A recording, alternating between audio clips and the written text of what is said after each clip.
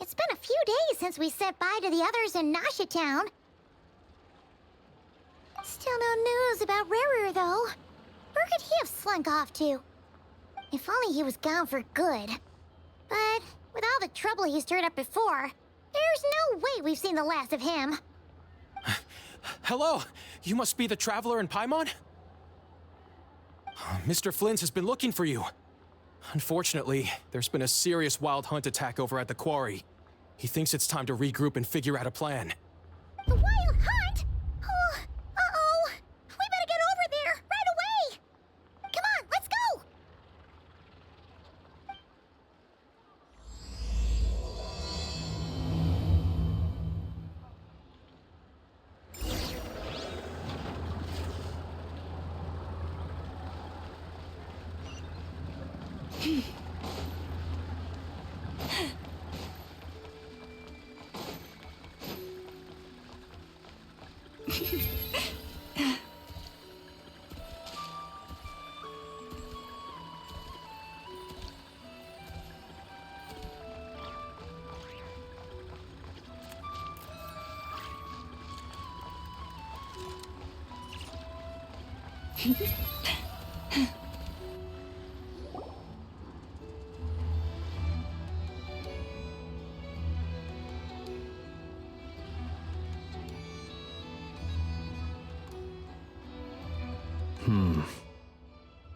I can barely sense any Kuvaki at all.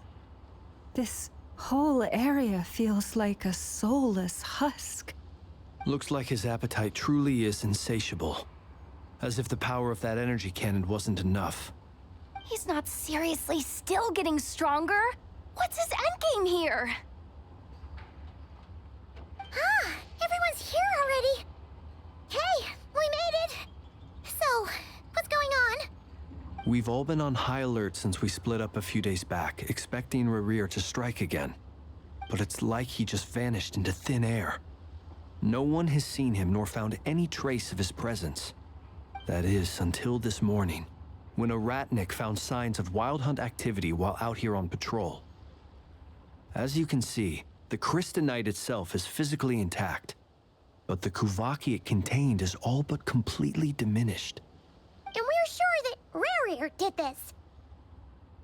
Who else? He's the only one who could pull off a stunt like this.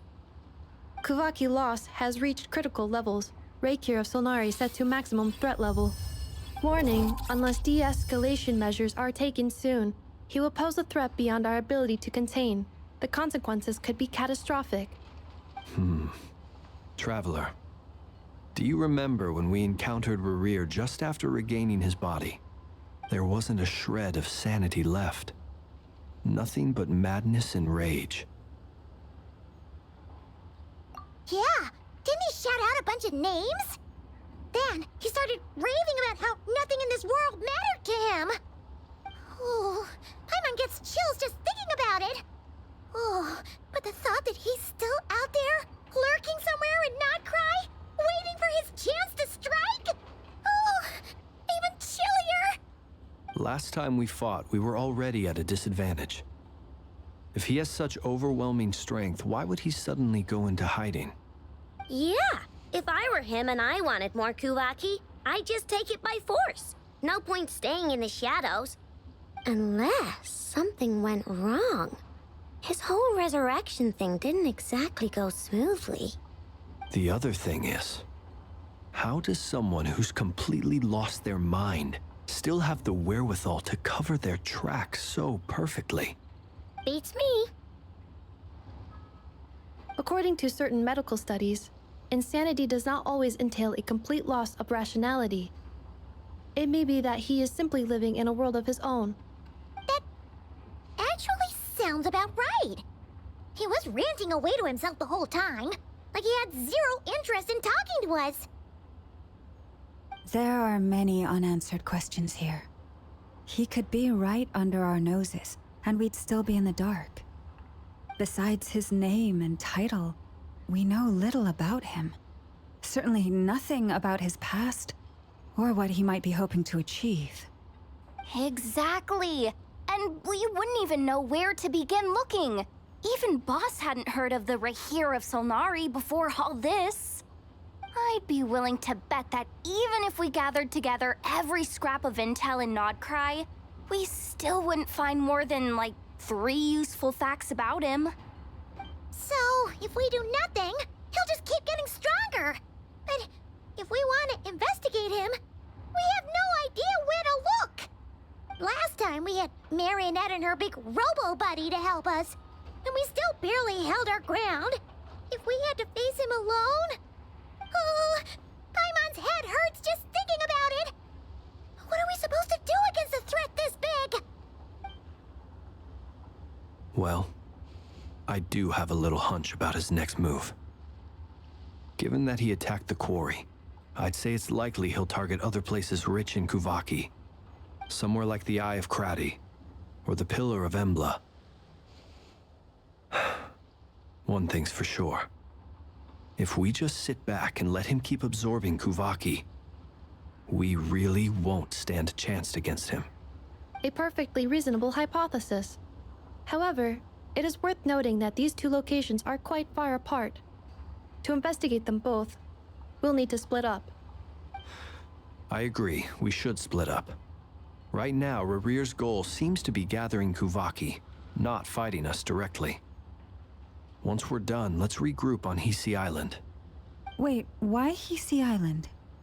If I recall correctly, your largest goddess statue was carved from Kuvaki-rich ore, was it not? That's right. Yes, it could well be a potential target of his. I should head back and start evacuating the pilgrims.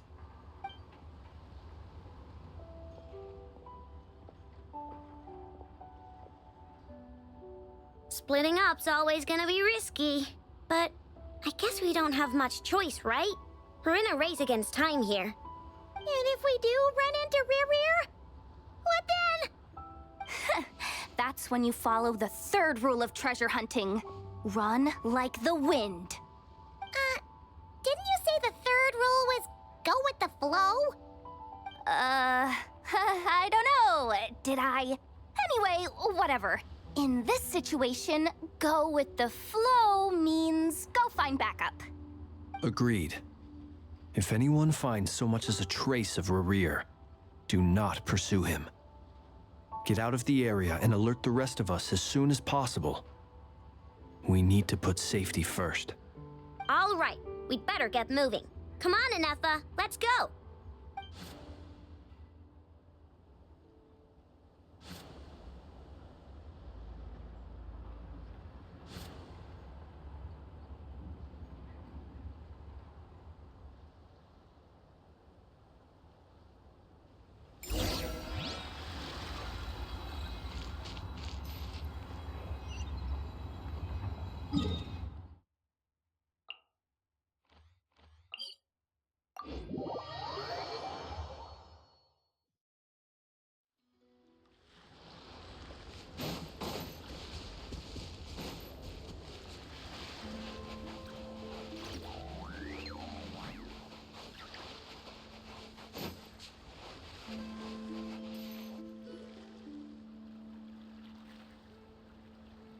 Any leads?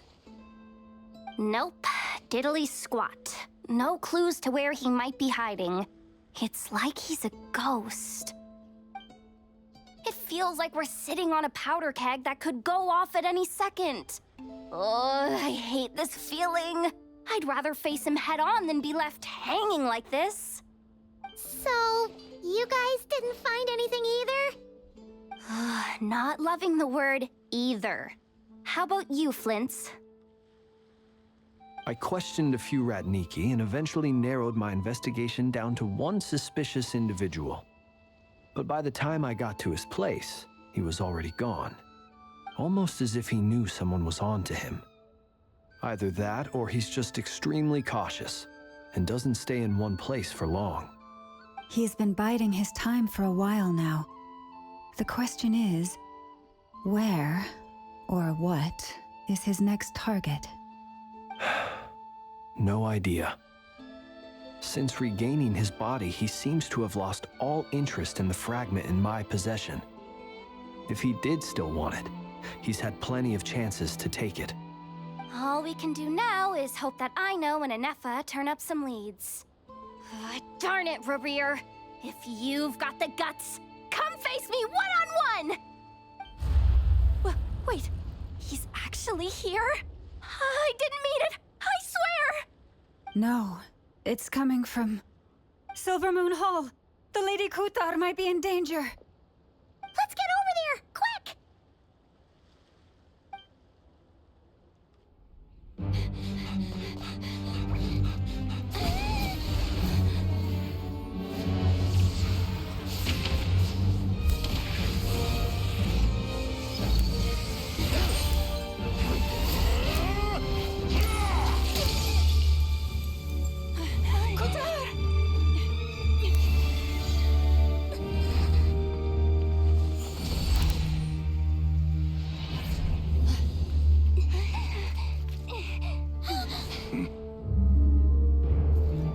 Why is he attacking the damn select? What's going on? No time for questions.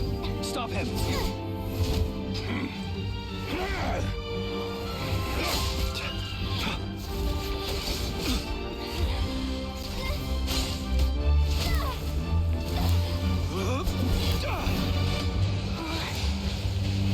This is insane. Yehuda, get Kutar out of here! On it.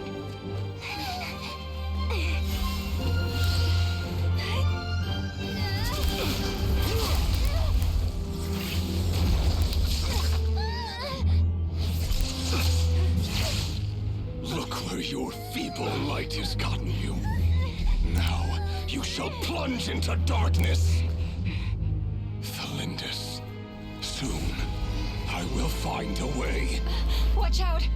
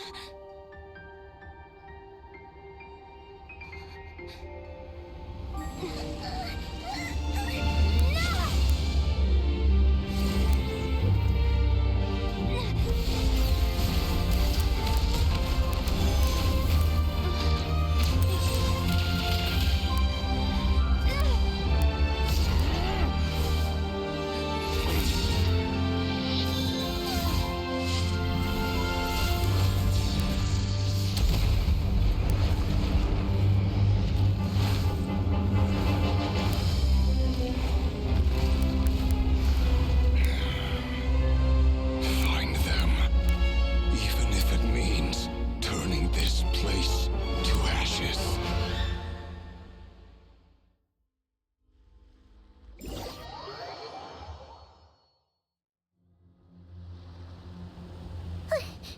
That was too close!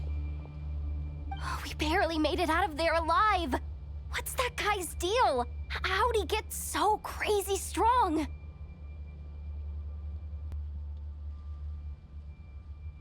He's a threat to this entire nation. I doubt his strength could even be measured by conventional standards. I have a question. When me and Anetha showed up, we saw him chasing after this lady like he wanted her dead. What was that all about? We weren't there for the whole thing either. They were already duking it out by the time we arrived.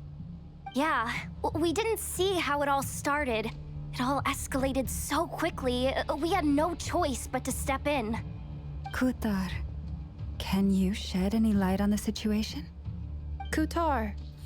Cross-checking database. I see. So you're the one that the Frost Moon Scions refer to as the Moon Goddess? Wait, she's the moon goddess? Oh, no wonder she looks just like all those statues. There are many reasons why people might worship the moon, and just as many why they might despise it.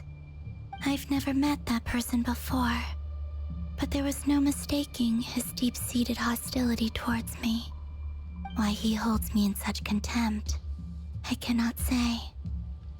But since he hunts the power of the moon, it's no surprise that I am a target. Kutar. There are many potential motives. For instance, you help the traveler escape his grasp. This could be his way of taking revenge. It is also possible that he covets the Kuvaki inside you and seeks to take it for his own. The list goes on. But right now, devising a counter-strategy should be our #1 priority. The likelihood of this location being discovered is close to 100%. A counter strategy? But we don't stand a chance against an enemy like this. Surely our only option is to run. He's not gonna chase us to the end of the world, right? So as long as we can sneak out of Nodcry undetected. No, I can't say that. Come on, Yehoda, this is serious stuff. You can't suggest we all just chicken out. Running is our only option. Huh? You seem surprised, but what other choice do we have? We are facing an enemy we cannot possibly defeat in battle. Well, I mean, yeah, but still. It's not too late. I can distract him, so you have plenty of time to make your escape. Wait, what? You're gonna act as bait? Doesn't that make sense? I'm the one he's after. There's no need for you to risk your necks on my behalf. A coyote doesn't stop for bypassers while it's howling at the moon. What is it, Loma? The Frost Moon Scions have already grown accustomed to life without their goddess. My presence here is no longer essential, and this is not my home, so you needn't ask me to stay. We can't just roll over and let him get away with this. That's not our style. Yeah, we can't just call it quits after everything we've been through together. Besides, she'd pretty much saved my life back there. If I just ditched her now, I'd never forgive myself. We can't overlook that you have saved our lives multiple times now. To talk of returning the favor would be a little crass for my liking. But suffice to say that we are friends, and friends look out for one another. Riri's true objective remains unclear. Even if we were to sacrifice Miss Kutar, there's no guarantee he would stop. But Kutar, I know why you left the Frost Moon Scions so long ago. It was because people started treating prayer as a form of trade. They would make self-centered wishes, force you to accept meaningless offerings in return, and then expect you to perform miracles for them, as if that were their entitlement. If it were me, I might have walked away too. But I believe that time can change everything, and that sometimes it takes losing something precious to appreciate its true worth. After much reflection, I've realized that this was never about whether the Frost Moon Scions need you. Any relationship based on need is purely transactional. What I truly hope is that you'll choose to stay, not out of obligation, but as part of our family. You were born here, and now you've returned. Who knows? Perhaps it was the moonlight that guided you home. Thank you, Lauma. But my power is on the wane. I'm afraid I will be of little use to you now. Very well then. I'll do as you say. Both times you saved us, we were transported across great distances in an instant. Is that one of your powers as the moon goddess? It is, but I find it very draining. I barely managed to pull it off just now, and it will be some time before I'm strong enough to do so again. Rejected by the world, my power is dwindling. Like a lake cut off from its source, slowly shrinking away. Now, it has almost run dry. What do you mean, rejected by the world?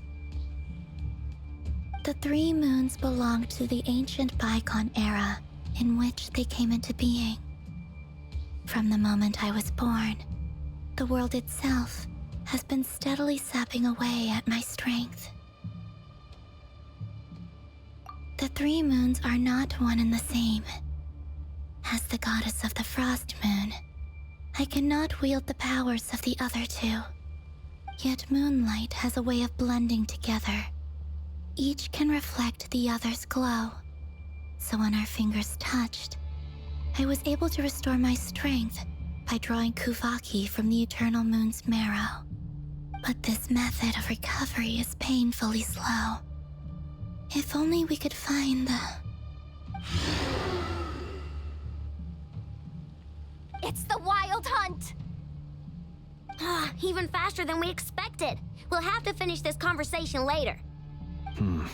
See how those wild hunt creatures are running away from us. They're likely just a scouting party, which means Rerir won't be far behind. Then what are we waiting for? Let's get the heck out of here!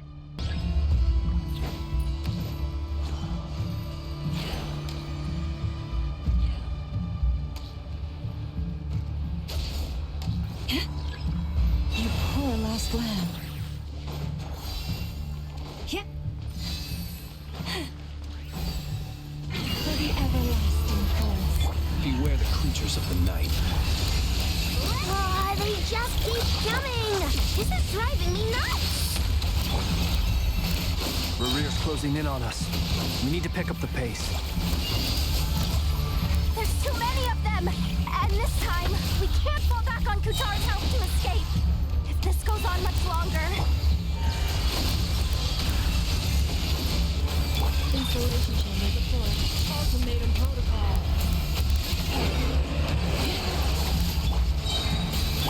For the everlasting forest.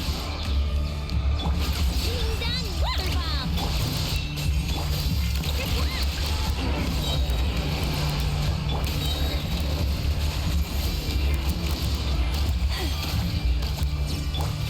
Annihilation mode.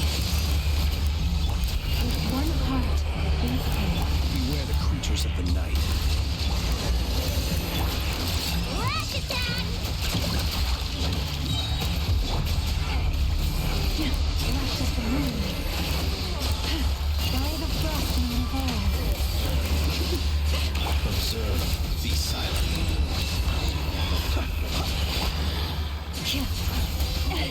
Leave this place. The night.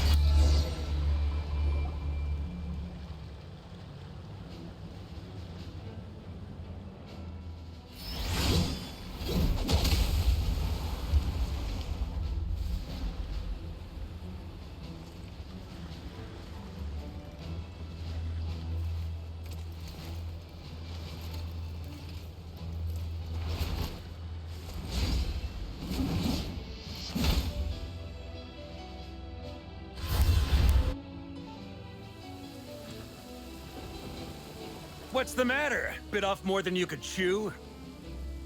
Who are you? Uncle Varka! You're back from Amsvartnir? Whoa! You're Varka? Grand Master of the Knights of Favonius? We could save the intros for later. Right now, let's get you all out of this hellhole. Follow me. I know somewhere you'll be safe. Oh, is that where I think it is? That's the one. Come on, move! There's no time to waste.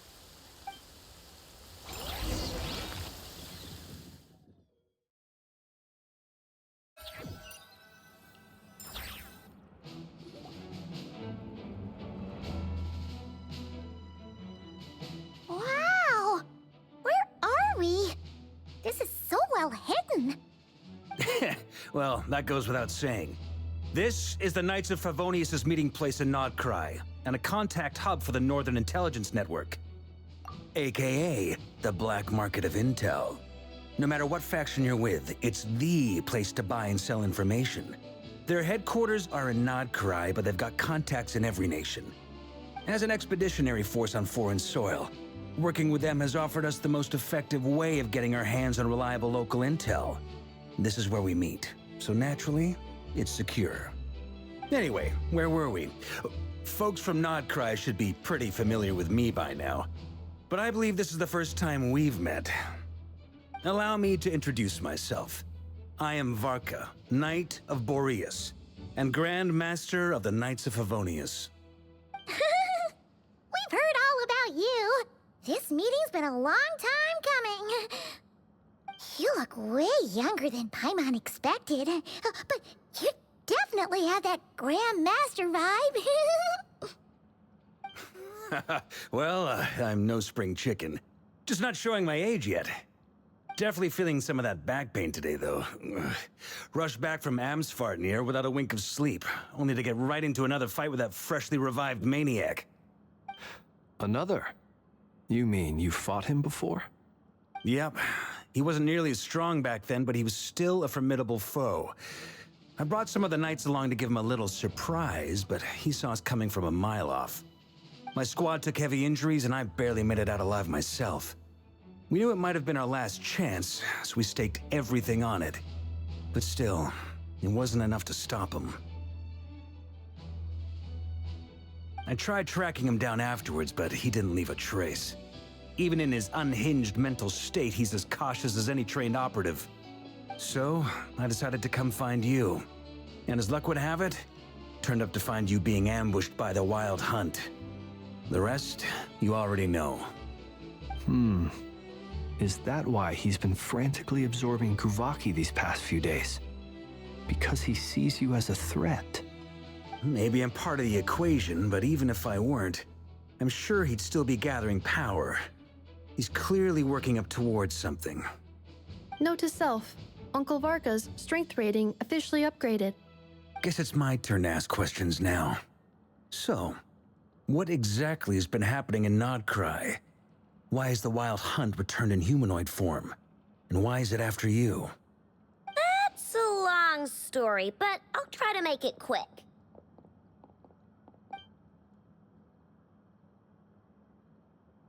Wow, I had no idea so much had happened.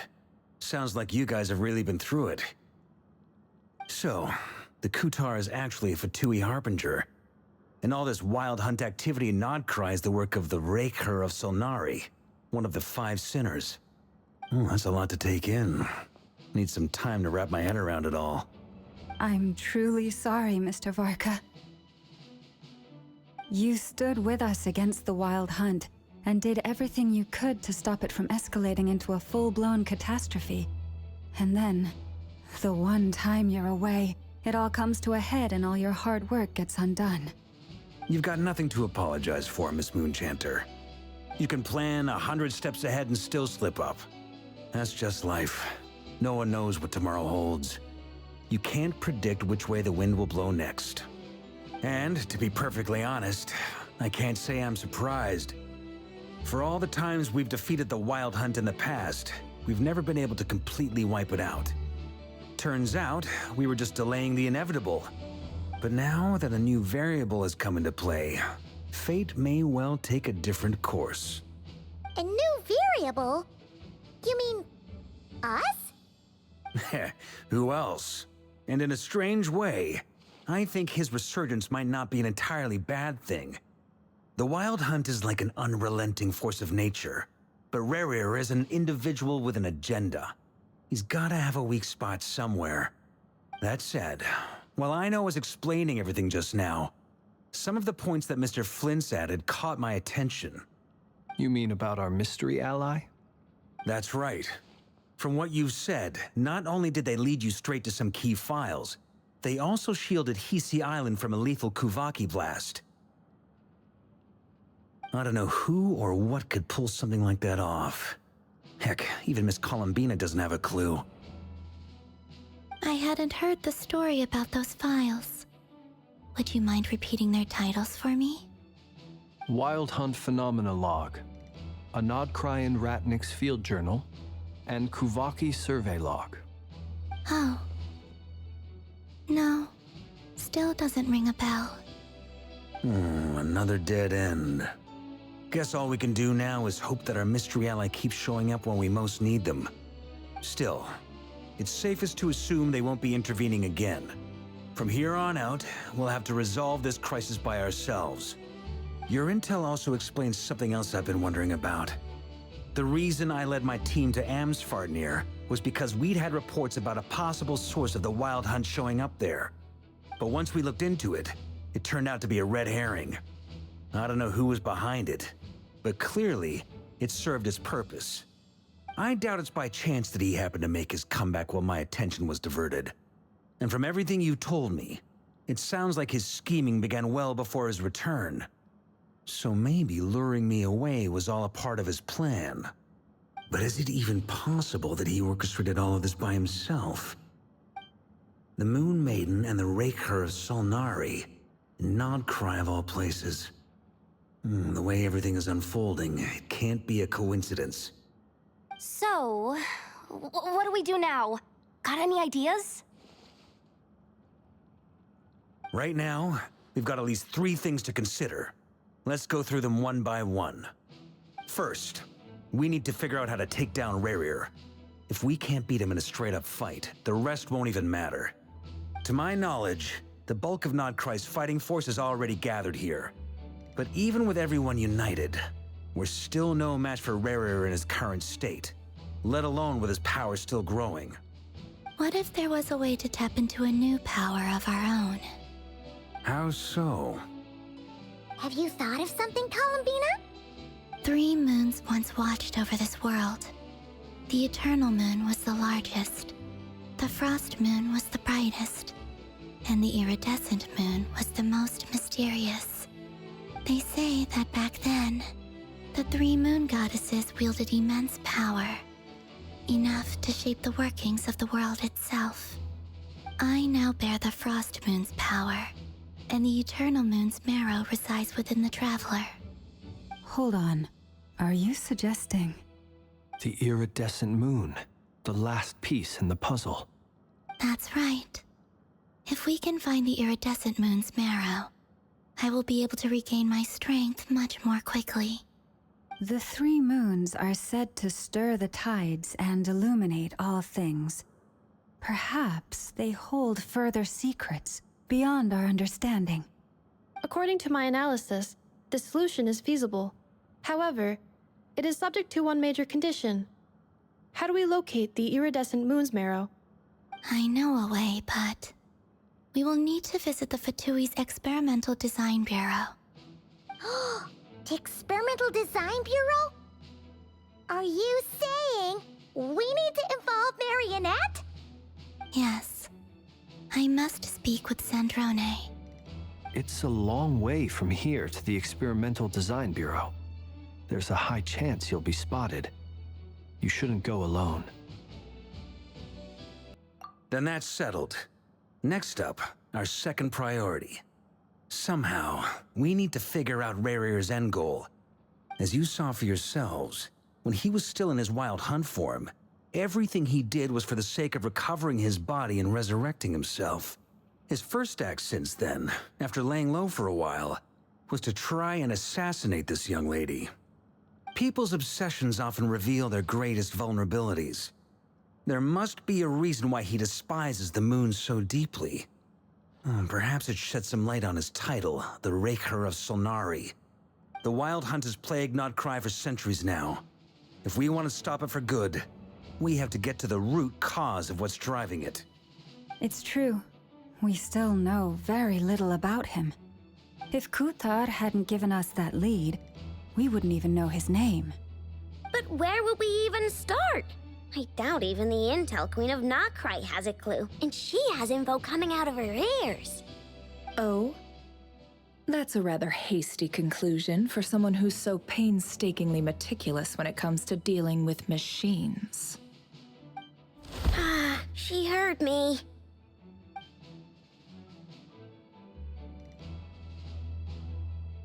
Boss! What are you doing here? I'm now asking myself the same question. I received a letter from a humble knight of Favonius, requesting a meeting to discuss a major business deal.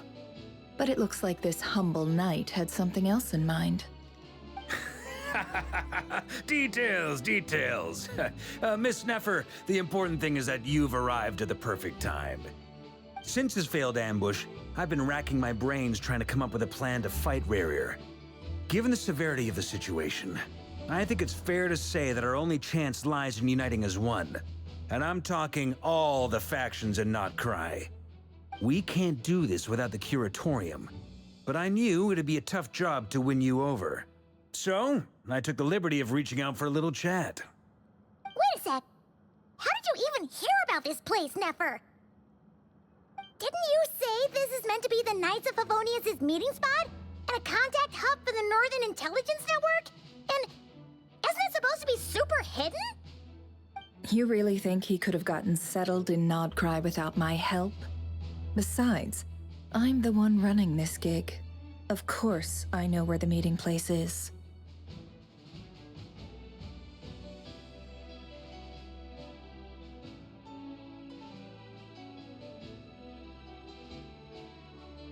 Allow me to introduce the current head of the Northern Intelligence Network.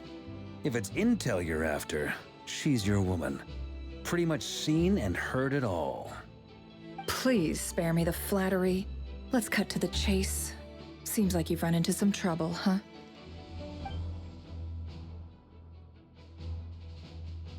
Well, this certainly qualifies as an unforeseen crisis. On behalf of the Curatorium of Secrets, I wish you all the best of luck. So you're just going to sit this one out?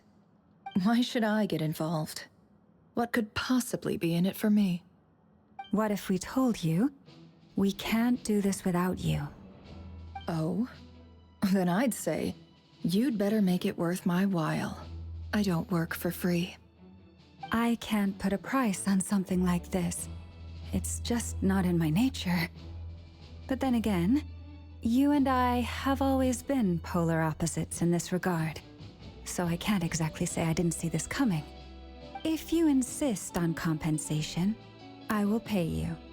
Consider this a formal commission. Sound fair? You just don't give up, do you? Too bad. I know you well enough to know you can't afford my prices. The riskier the job, the more it'll cost.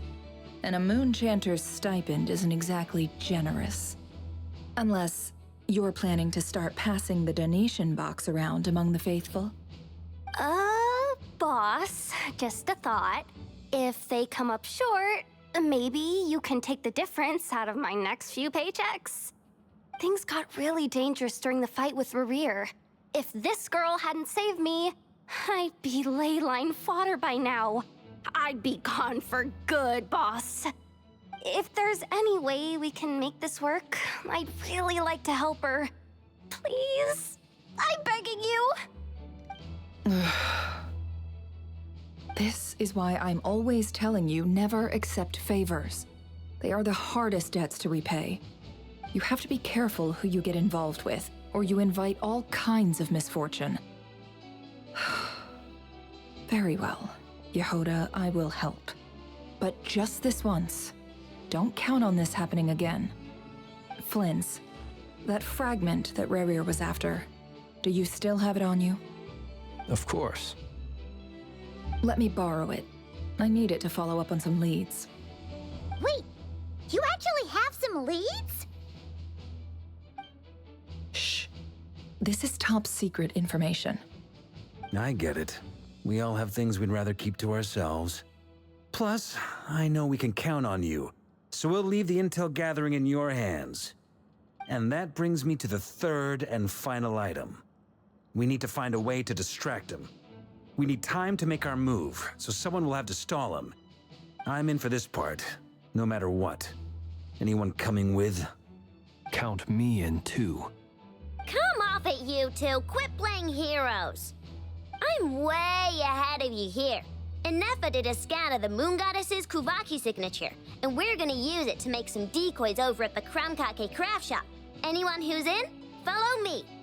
Once they're ready, we'll deploy the decoys across Nogkrai. So as long as the rest of you keep moving, he won't catch on to your scent and won't be able to track you down. I like it. Genius idea.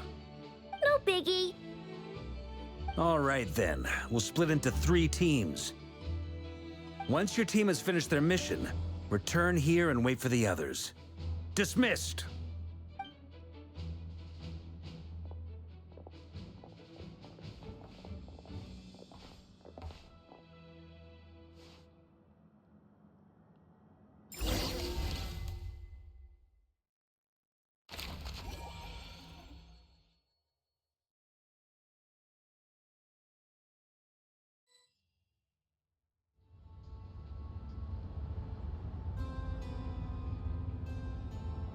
Lady Damselette.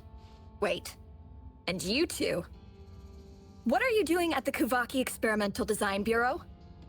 We've been doing our best to mind our own business lately. But if you're just gonna waltz up here like this, you're seriously pressing your luck. Don't blame us for doing what we have to. Huh! You really think that's gonna scare us off? We're not looking for any trouble. I just want to see Sandrone. Do I need to remind you that you're still a wanted fugitive for deserting us? Out of consideration for our former ties and the crisis we're all up against, we'll let you leave in one piece. But don't even think about trying to get inside. Let them in. But... Are you going to make me repeat that? No, my lady. Sandrone seems to be in a good mood. Must be maintenance day.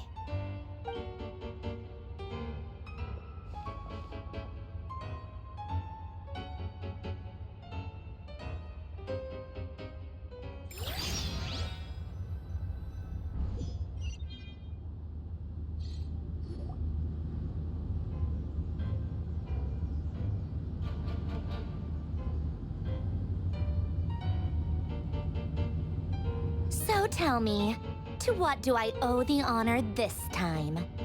Actually, before you answer that, just so we're clear, we're not colleagues anymore, Columbina. I don't owe you anything. I promise it's nothing big. It seems like you've gotten the wrong idea here. The only reason I let you in was because I was bored. It seemed like a way to kill some time and satisfy my own curiosity. Whatever miscalculations I may or may not have made in the past, I haven't lost the plot enough to even consider sticking my neck out for your sakes. I'd like to speak with Arlecchino. What? Huh? You mean the knave? I'd like to speak with Arlecchino. Is she in Nogkrai? No, she's not. Once the work on this facility was completed, she went back with the Rooster and Regrator. The only ones in Nogkrai are me and... What is it you need to speak to her about anyway? Rerir is hunting me. If I'm going to face him, I must first retrieve the lost moon.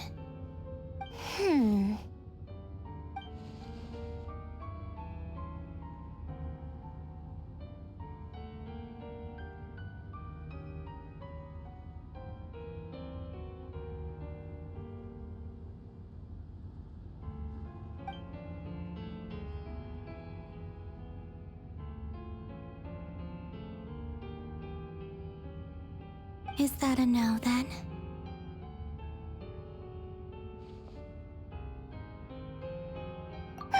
As As if I need reminding.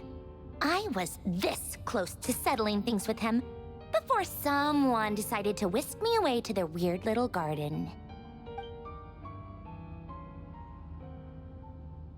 Have you held any tea parties lately? Tea parties? Yeah, obviously. You don't seriously think we'd pack it all in just because you aren't here. If anything, they've been more eventful than ever. Just me, Arlecchino, and a bunch of insolent and sensitive guests who won't stop asking where you've gone. Oh, they've been a real joy. I bet you served them the worst tea you have. Just like you used to do to me when I upset you. Who cares about how good the tea is when there's no one around to drink it? I keep losing people. First Rosaline, now you. I'm running out of people who can make me laugh. Honestly, what could be more ridiculous than the multi-centenarian goddess, who's only ever had the plain herbal tea she received as offerings? You'd always brew a different type of tea for me each time. Was it really just to see how I'd react?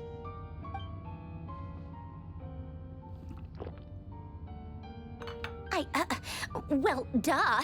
Why else? Watching you squirm was practically my only form of entertainment.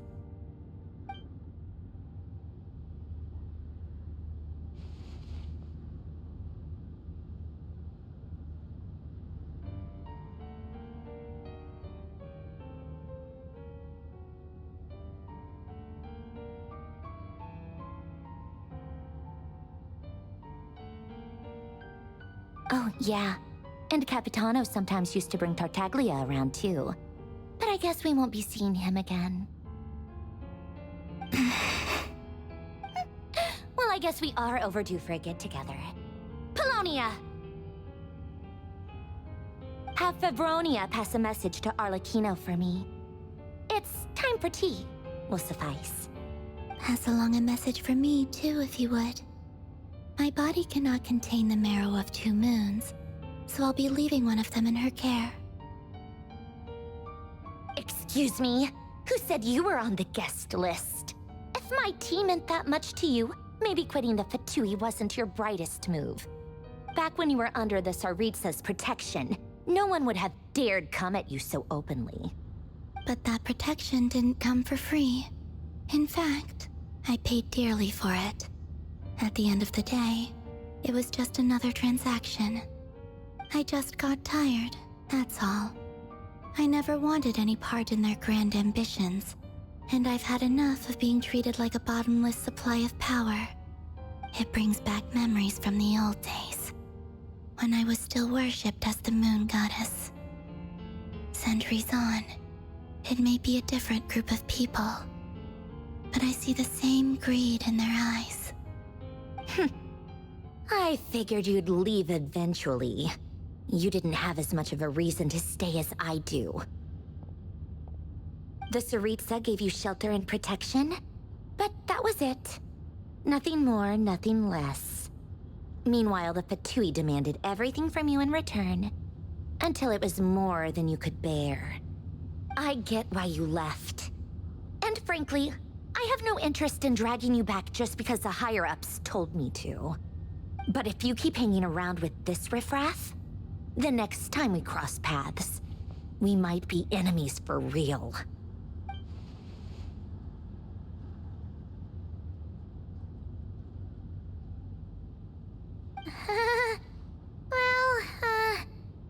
Guess that's our cue to leave. That might be your plan. But it sounds like someone else wants you to stay a little longer. Huh? What do you mean? Listen.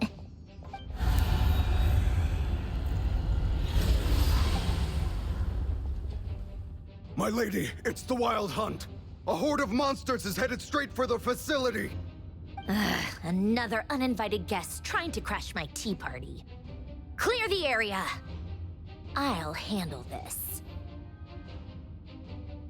Wait, what? You want us to leave you here by yourself? You'll be lucky to make it out of this alive. You really think you can afford to worry about me? Go on, get out of here.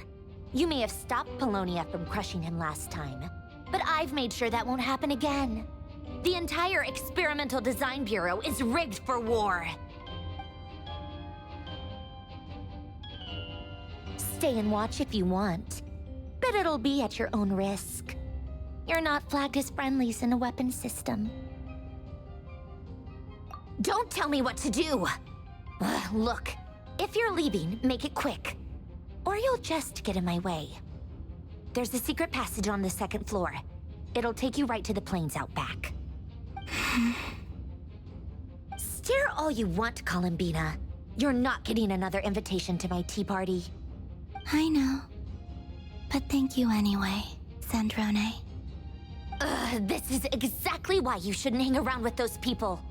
All their melodrama and sentimental nonsense is rubbing off on you.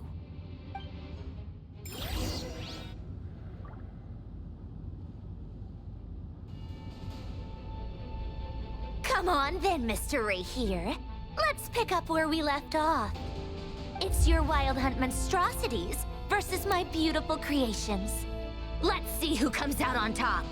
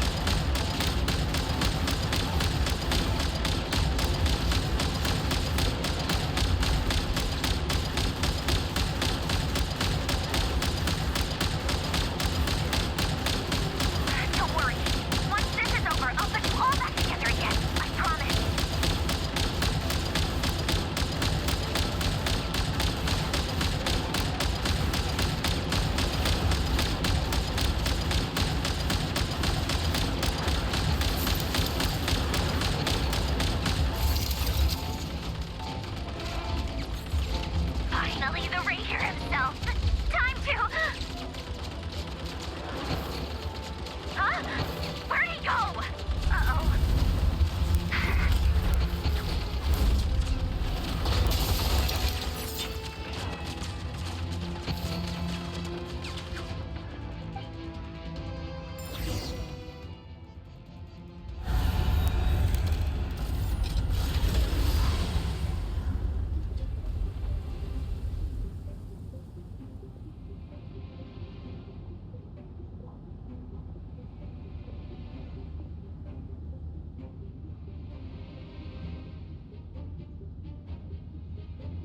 Polonia, get him!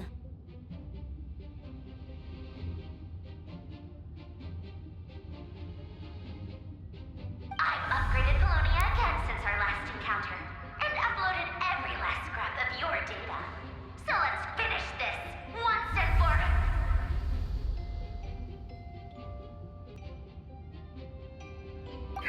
She's not here.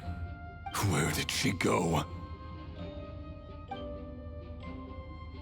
Hey! Over here, you big... Cursed moon. Go. Keep searching. She cannot have gotten far.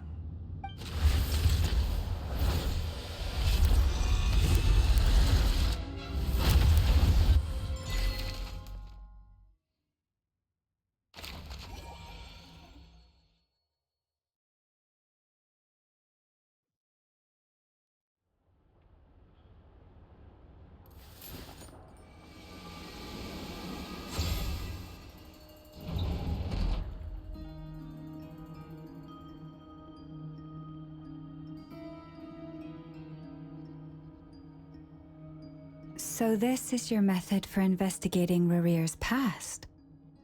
It almost looks like some kind of ceremony. Good deduction. But it's quite a different affair from what you're used to with the Frostmoon Scions.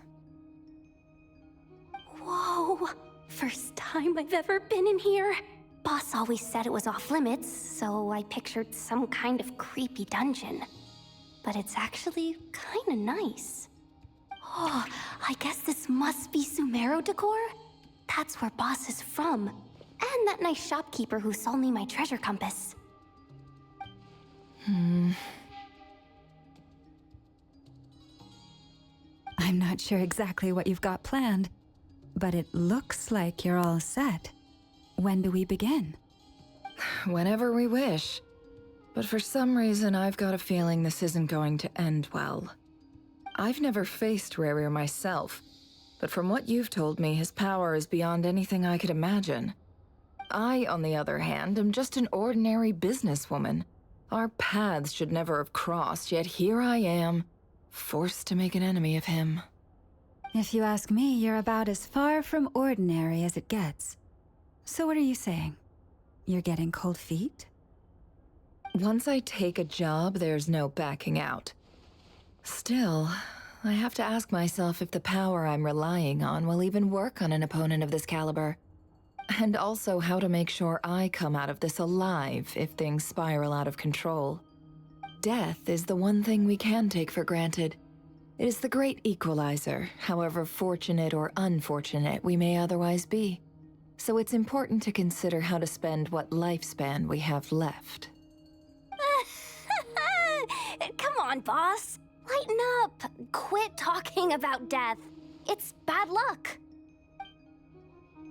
For once, I agree with you. When you're up against a foe like Rarir, there's no such thing as being too prepared. Is there anything I can do to help? That won't be necessary. I've already made up my mind. Time to cash in a precious favor I've been saving for a rainy day.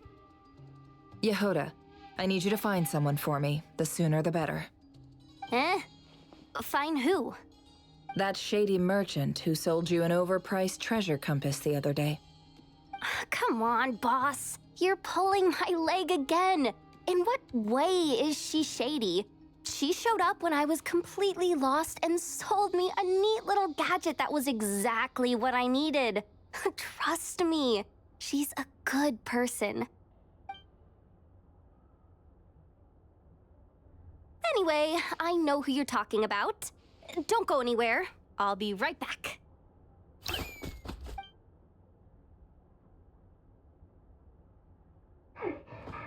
dragging me. I genuinely can't run any further.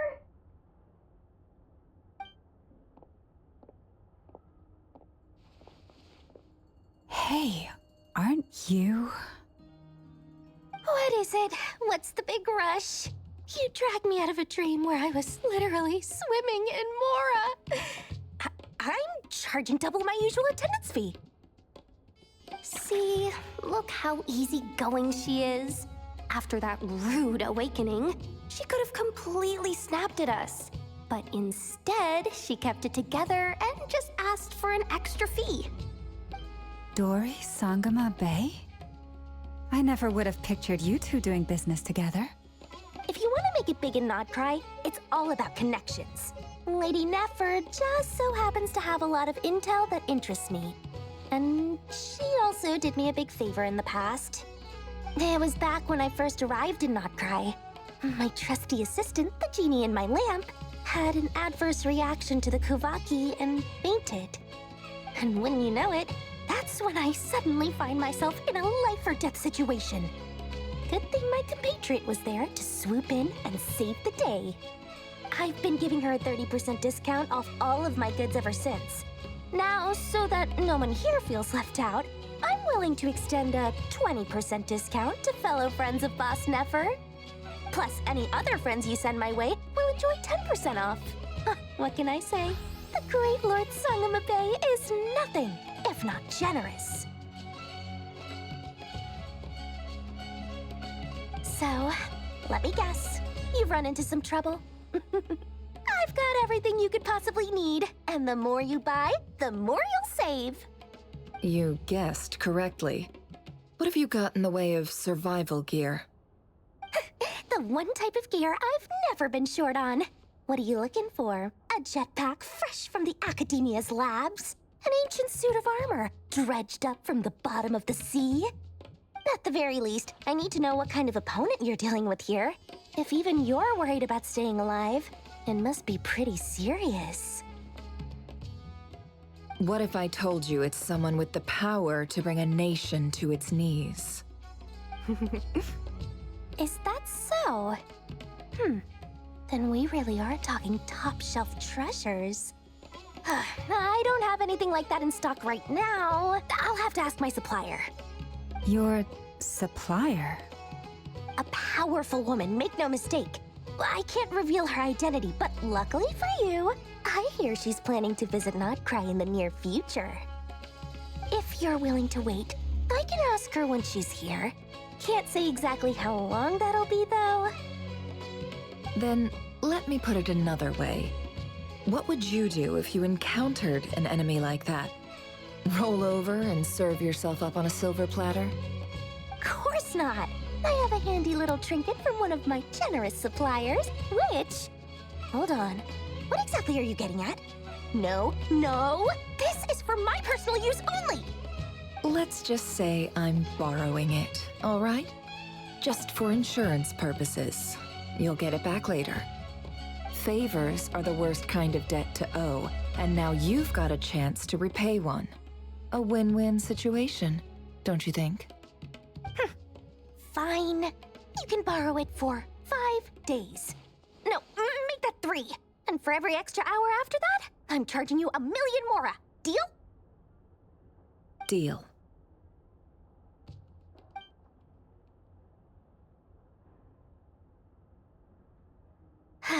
What a way to start the day.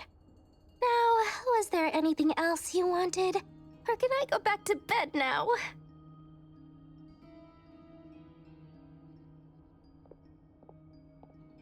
That will be all. Take care now. Don't trip up on your way back, friend. See you later! You're my favorite shopkeeper.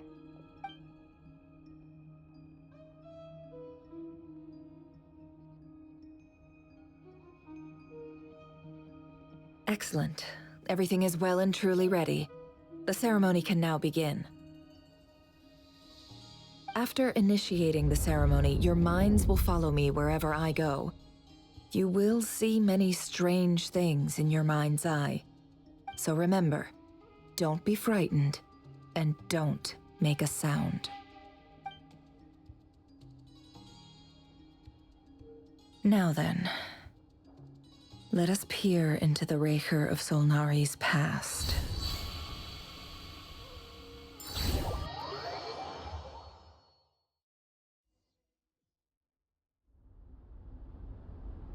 I made it.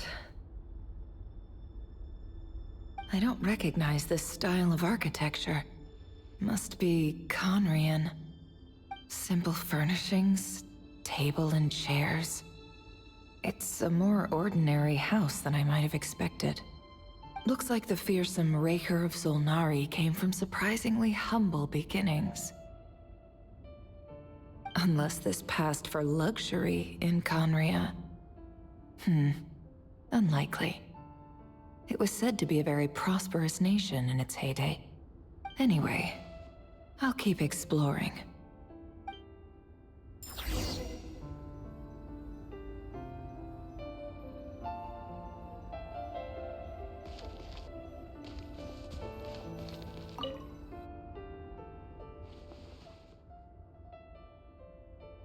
Hi, Rivier. Since you're working extra hours tonight, I thought I'd keep myself busy by checking out that new kebab shop. I've heard good things about their menu. I'll test it out, and if it's as good as everyone's saying, let's go back together sometime. P.S. New stash from the Universitas Magistrorum. I brought some goodies home. A few teacups and a pin rack. Hope you like them. They didn't sign their name, but they must have been close. Sounds like they were living together.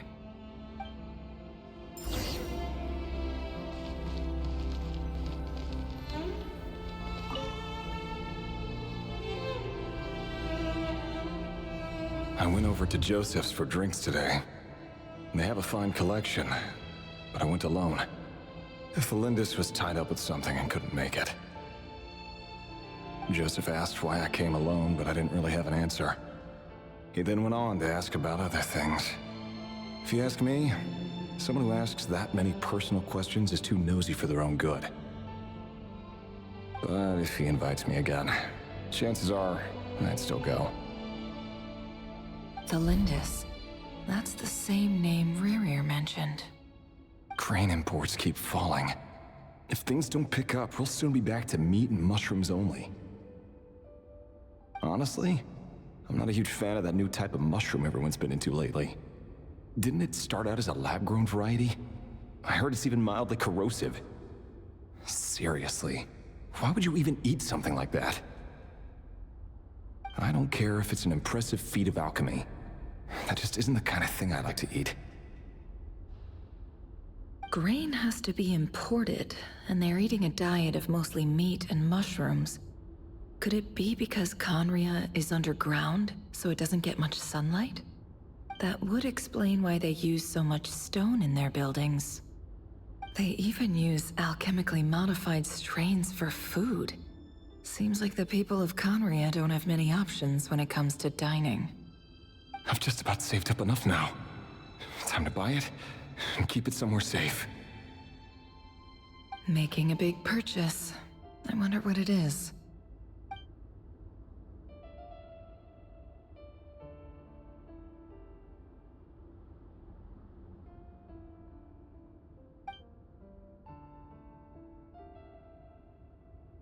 He really is a professional.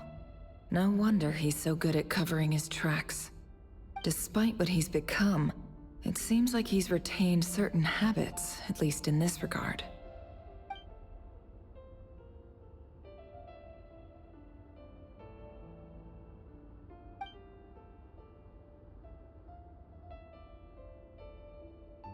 Did Rary rip it out himself?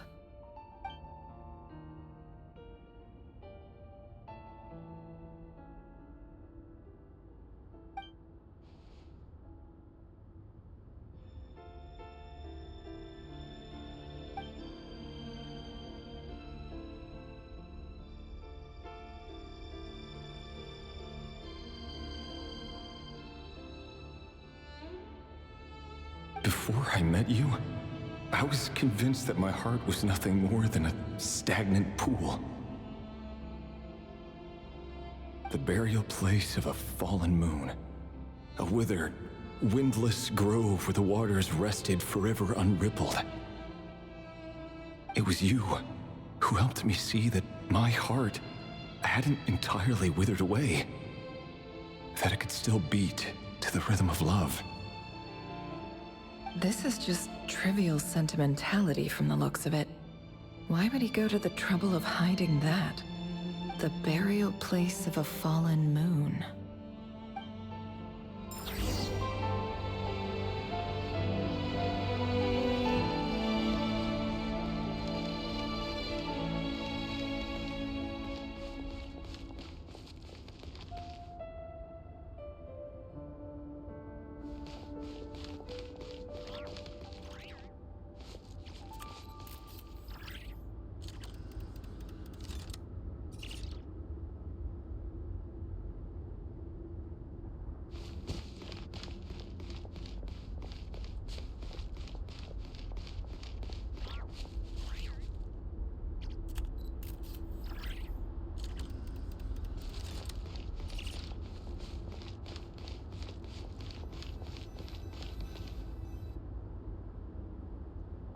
Reverie, over here. Dane! Oh, and, Vedalfin here? What a surprise to see you here, sir. Hello there, Reverie. You need not address me so formally outside of court. He doesn't get that much free time, so I invited him over for a drink. Even the court prophet deserves a break every now and then, right? Well, I'm flattered. So, what are we discussing today? Hey, don't look at me. As far as I see it, we don't need an excuse to have a few drinks. Come on, don't give us that. Didn't you say you were about to pop the big question? How's that coming along? Who'd have thought the great Twilight Sword was an even greater gossip? I just didn't expect you to be the first one to settle down and get married, that's all. Yeah. If you told me that a few years ago, I wouldn't have believed you either. So, are you planning to come clean about your job then? I'm guessing you still haven't told her. Sure, I'll have to tell her at some point. But I'll need to pick the right time and place. To be honest, I have no idea how she'll take it. Come on, stop being such a pessimist. For all you know, she could be thrilled. I bet she'll be much more impressed by your actual job than the one she thinks you're doing now. A member of the King's Guard. Quite the cover story. Does the king himself even know? Of course he does. Anyway, enough about me. How have you been? Me? Same old, nothing much to... Huh? What's up, Ved? It's nothing. Vedalfin, Dainslift's elder brother. Renowned throughout the court of Conria as the Visionary, and said to possess a wisdom far beyond the reach of any ordinary man. And yet, despite the gulf between us, he seems to have something to say about me. Does he even know me? Does he see me as a friend of his brother, or just another of the Vinster King's blades? Why did he react so strongly? Was it really to do with what we were talking about?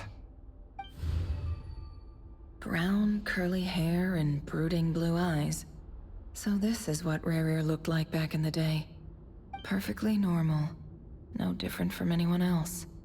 As frightening as this monster is in the present, there's something even more unsettling about seeing the human he used to be.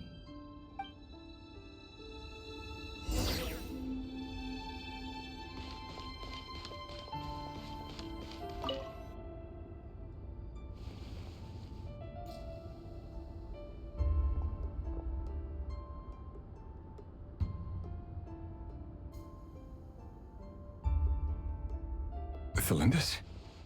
You're back early? Our equipment's being serviced today, so I got off earlier than usual. How's your day been? Aw, why the long face? Is something the matter? Has your boss been giving you a hard time again? Went for a drink with Dane and the others after work. Isn't that a good thing?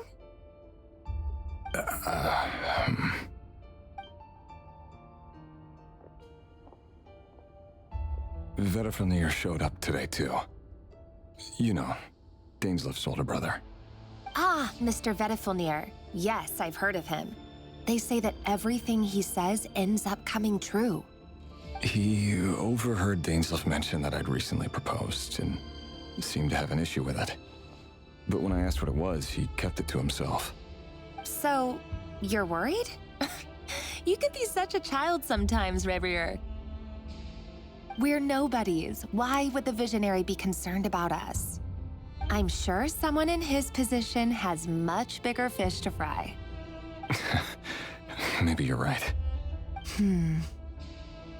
You worry too much, Revier. We've been together for ages now, and everything's been going so well, has it not?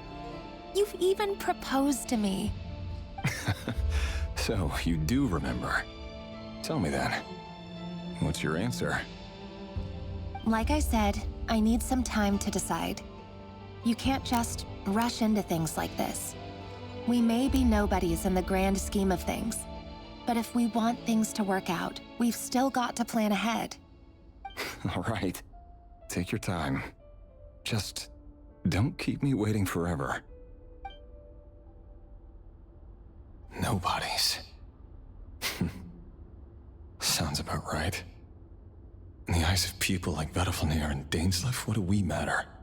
Can someone whose gaze is so fixed on a far-flung future even see the present clearly? Besides, the dynasty's fate rests with the king and his inner circle. Whatever I do, it won't make much difference. Meanwhile, every idea they come up with and every decision they make, it affects everything. These days, the king is lost in his research, and the purge of the Crimson Moon bloodline grows ever more intense. The opposition tried to speak out, but nothing came of it. And I'm under no illusions as to why. Because we eliminated them and got rid of their bodies. A man can have 1,000 reasons to carry a sword, but there are few good excuses to use it. Yet the king has never even considered a gentler approach, and he never will. What becomes of someone who kills on another's behalf? Can he ever find true peace?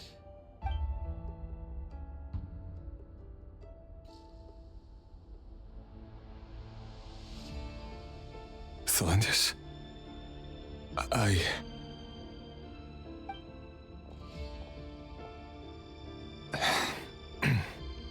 It's nothing. You were right. Fate has never smiled upon nobodies like us. But by the same token, it's unlikely to bear a grudge against us either. There's no reason we can't keep living happily together, cherishing the simple joys of each day as they come. See? You just need to stay positive, Revier. I can feel your warmth, your breath. You're right there, right by my side.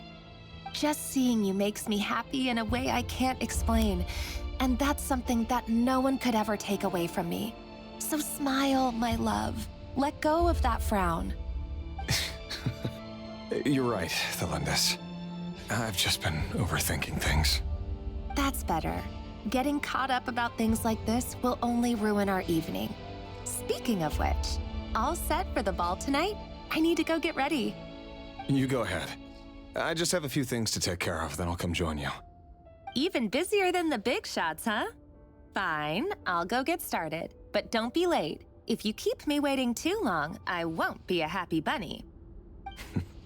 Relax. I'll be there. Seriously, though, you drive a hard bargain. You're really gonna leave my proposal hanging and still expect me to take you to the ball? Well, that goes without saying. I already told everyone I'd be coming with a dance partner.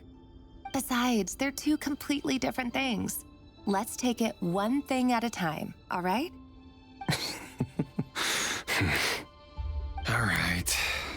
Why outfit it is. It seems like Rerir was deliberately hiding his ties to the intelligence services by giving the impression that he was just an ordinary member of the Vinster King's Guard. He clearly doesn't want his would-be fiancée to know about his other life. Then again, that's hardly surprising. People in the intelligence trade rarely do. Who'd have thought we were in the same line of work? Let's dig a little deeper.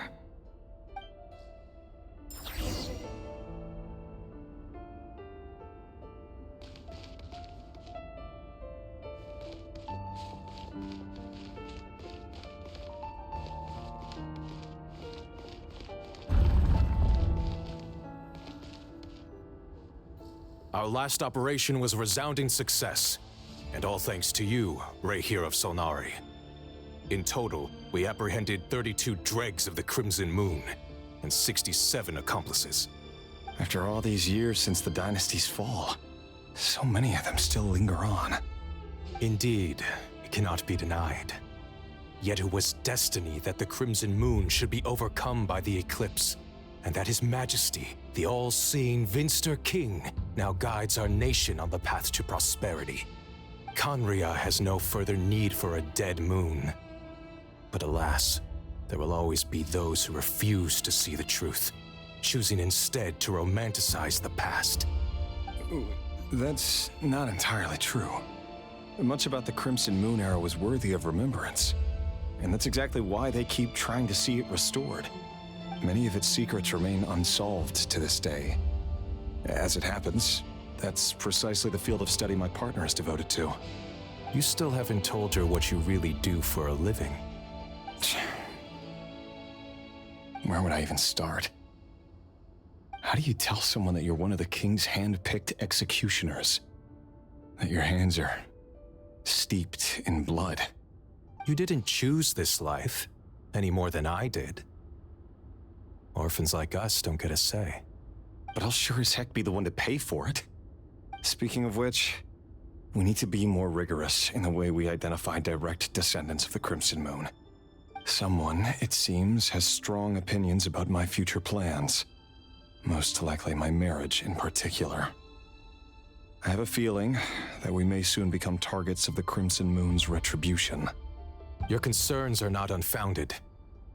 They've taken out many of our colleagues these past few years, and for that very reason. These are no helpless lambs we're leading to the slaughter. They're wolves in sheep's clothing. Take care, Rahere of Solnari. I look forward to toasting you at your wedding. Thanks, Thorkel. You look after yourself, too.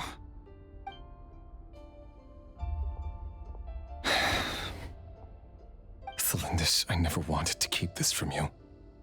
You're the last person I would ever want to lie to. But that's exactly why I can't tell you everything. There are things you shouldn't know. Things you cannot know. The Moonlit Dynasties are a thing of the past. Yet even now, with the sun shining high in the sky, there are those who would call forth a dead moon's ghost. Could that be why Vedalfnir held back? Or was it because of some court secret he's not at liberty to share?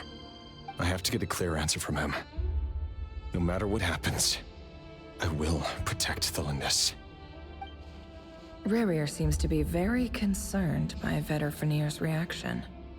Vedalfnir and Dainsleif, the Visionary and Twilight Sword. So that's what they were really like. I've investigated this whole area now. There doesn't seem to be any other memories here. Should I try somewhere else? Wait a second. What's this black smoke?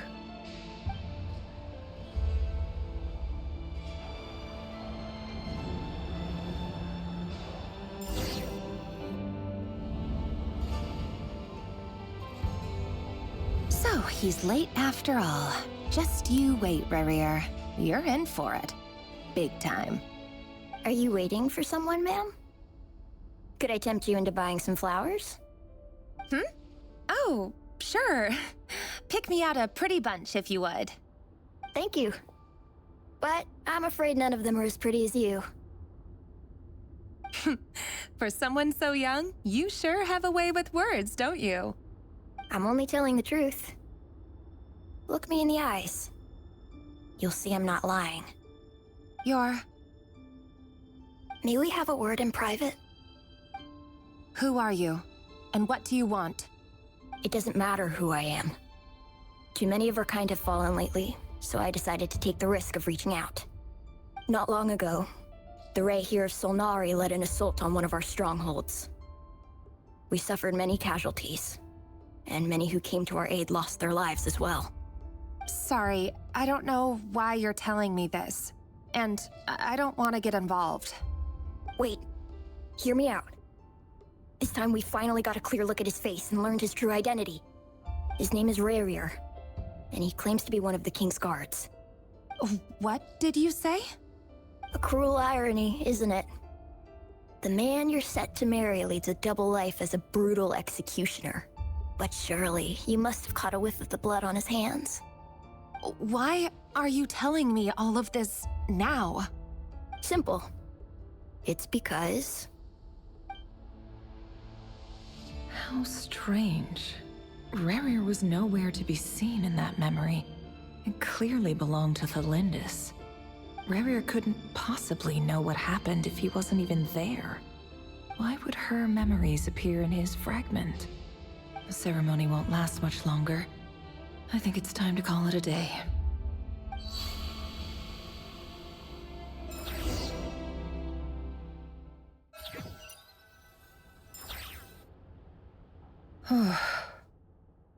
So that was your doing? Did you just pull us inside Rarier's fragment to spy directly on his memories? Any more questions, and I'll have to start charging. I had no idea you could do that, boss! Seriously, that was amazing! We're not worthy. We're not worthy! I gotta admit, though, I'm itching to see what happens next. Feels like we barely scratched the surface. I'm just as curious as you are, but the ceremony only allows for limited time inside. That's all we can see for now. Luckily, we managed to learn quite a lot. So far, so good. I just hope the others are doing okay too. Especially the group with the Traveler. Their mission is a risky one. Let's hope it's all going smoothly. If you're worried about them, go see how they're doing. If I know Boss, she's gonna need some time to write up all the details and make sure it's all coherent. I'll stay behind to lend a hand, but feel free to head back and meet up with the others.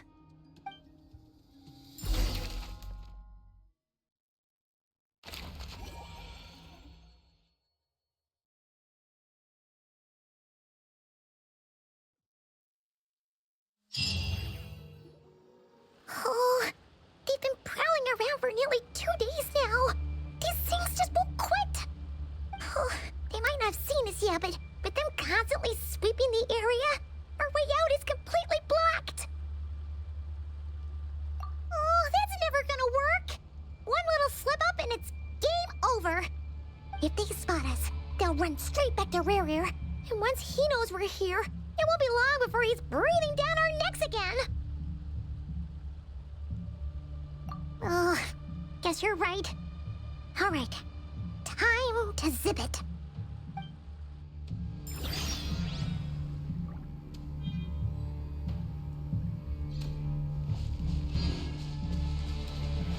Quick, hide! We almost got spotted!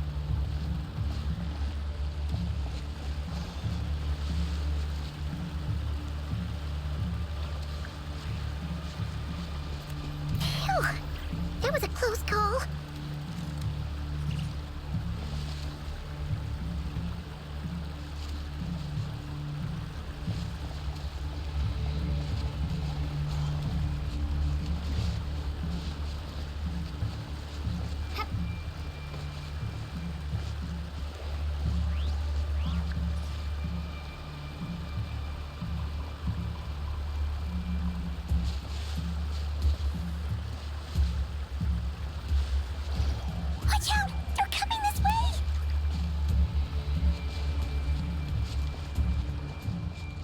Keep going. We're nearly there. This is the final hurdle.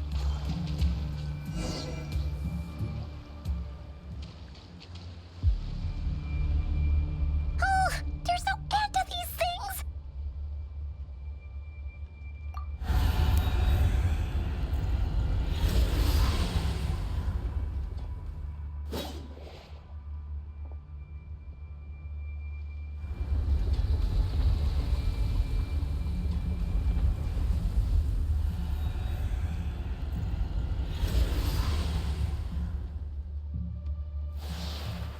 Fire.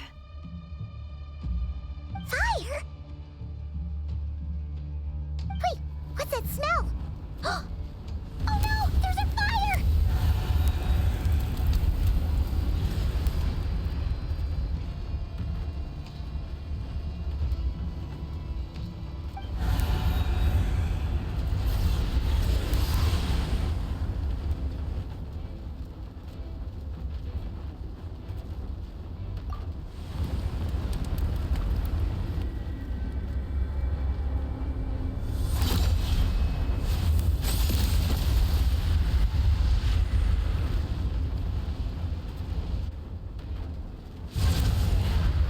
Sandrone was right. You look weak, Columbina. The old you would never have let such lowly creatures bar your way. Word has it that you did something for the Tsaritsa, and that's why you've lost most of your power. Freedom comes at a heavy price, doesn't it? It's Arlecchino! You came! Hello again, Columbina. And greetings, guests of the House of the Hearth. It's been a while, Arlecchino.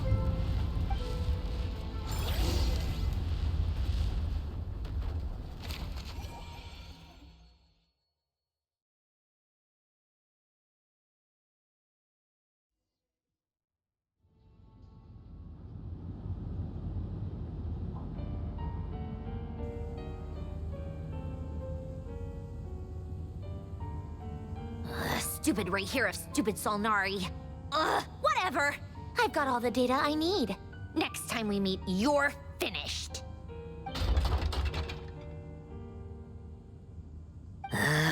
He sure doesn't pull his punches. Excuse me, do you need a hand? You can do me a favor by staying out of my way. Can't you see I'm busy? Wait a minute. I recognize that voice. Hello, Miss Sandrone. Father sent us over to help. Huh. How considerate of her. Hey, Fremine, get over here and help me fix this. Lenny, you do your thing. Just keep your sister away from my machines. Nearly every machine that cat girl touches ends up going haywire. Go put her on cleaning duty or something.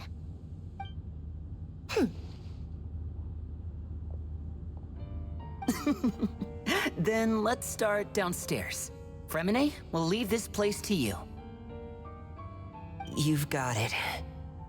Wait a second. Pretty sure there's still some tea in the cupboard. If you want some, you'll have to make it yourselves.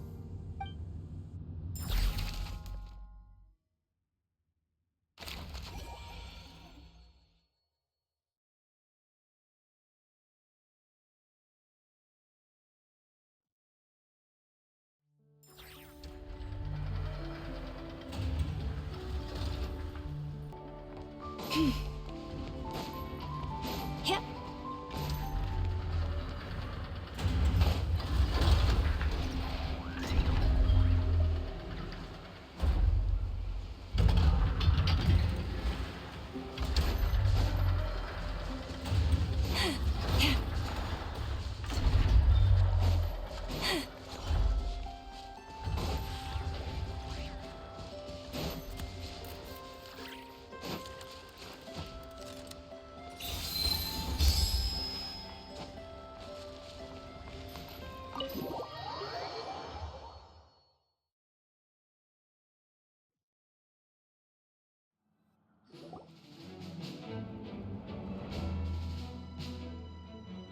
It's a relief to see you all made it back in one piece.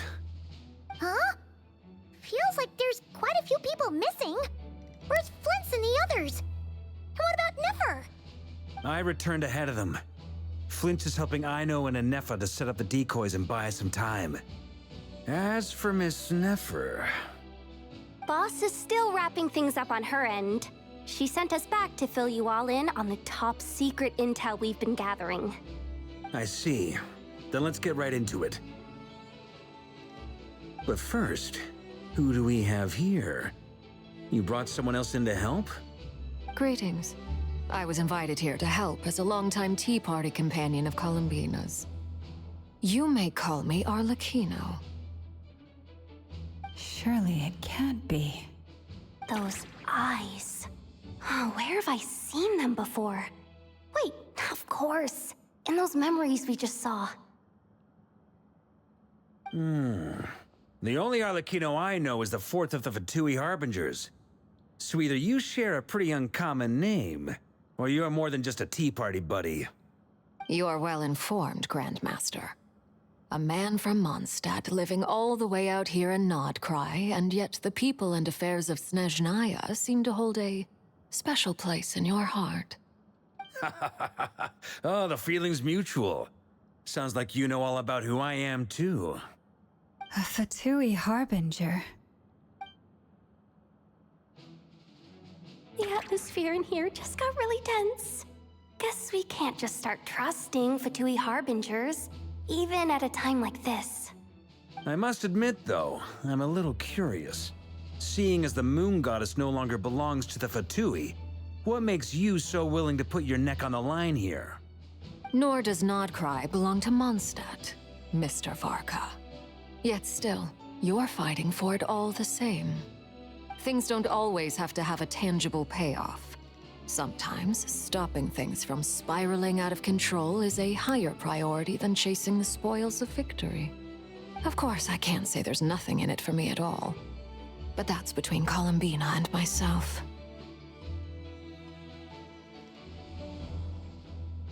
Forgive me. I don't mean to doubt you.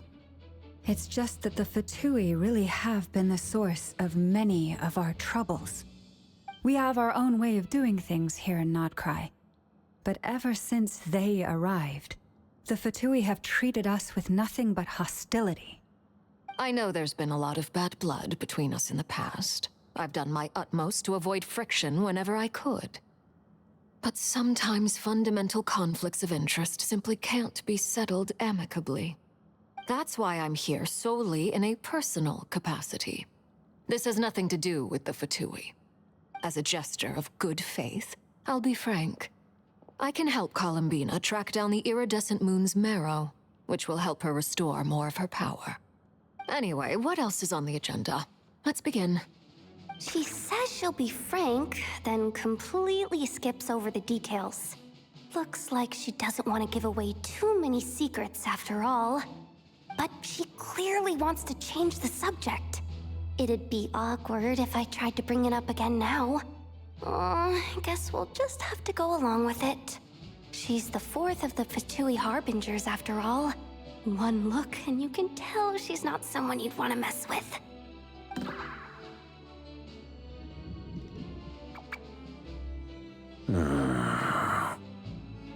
Well, since Miss Arlecchino sounds confident in her ability to handle that, we'll proceed to the next topic. Yehoda, time to share that top secret intel. All right, listen up everyone. First, we now know that Rerir was originally a Conrian secret agent whose primary mission was to hunt down and assassinate the so-called Dregs of the Crimson Moon. The Dregs of the Crimson Moon? In the memories, there was a lot of talk about the Crimson Moon and Eclipse, and a whole bunch of other stuff from the time of Conria. To my knowledge, those were the names of two different Conrian dynasties. Long, long ago, it is said that the people of Conria worshipped the Crimson Moon, drawing a mysterious power from its reflection. But one day, a coup saw the Crimson Moon eclipsed, hence the name of the new dynasty that replaced it, and how it became the new emblem of Conria. Still, long after the Crimson Moon dynasty had fallen, the last ruler of the Eclipse dynasty, the Vinster King, still coveted the secrets it left behind. So, he sent the Rehir of Solnari to secretly hunt down the Crimson Moon's few remaining followers. In those days, Rerir showed no signs of madness. In fact, he was as normal as any other person. Oh, and he had a fiancé, or at least a would-be fiancé, called Tholindis.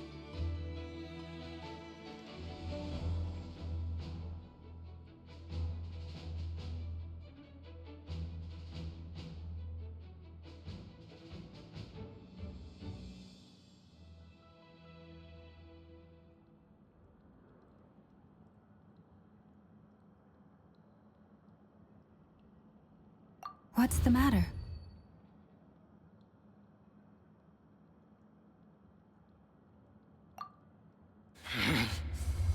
Verfnir, Rheindaughter, Flinders.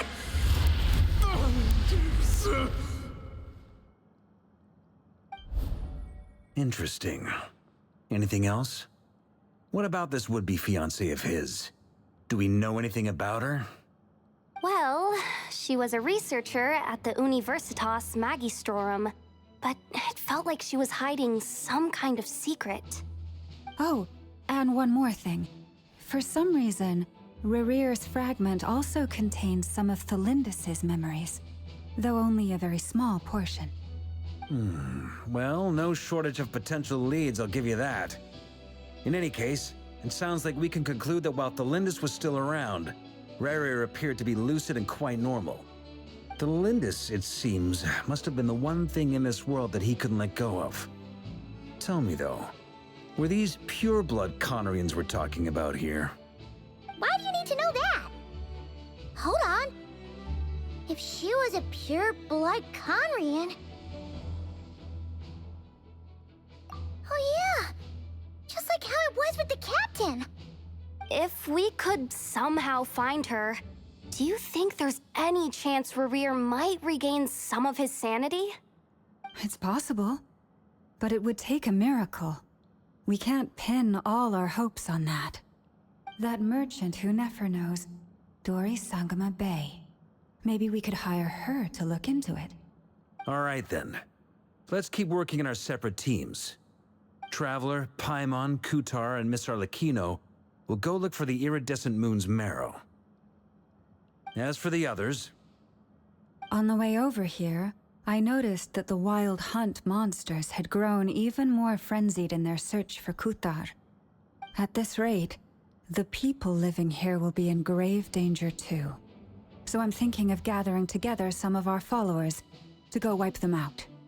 I'll head back to the curatorium and meet up with the boss. Feels good knowing we've all got something to be getting on with. Given that the Wild Hunt has been a lot more active lately, the Lightkeepers have likely begun their own operations too. If that is the case, someone will need to pass the news on to Flint's. I'll hold the fort for now, then discuss our next move with Flint's, Aino, and Anefa when they get back. All right then. Well, the clock's ticking. If that's everything, we'll be on our way. We'd better get moving too. We'll try to buy you as much time as we can. Relax. Just do your thing. I decided to call in some backup since things are getting so hairy. Our reinforcements should be here any minute now. Stay safe, everyone. Dismissed.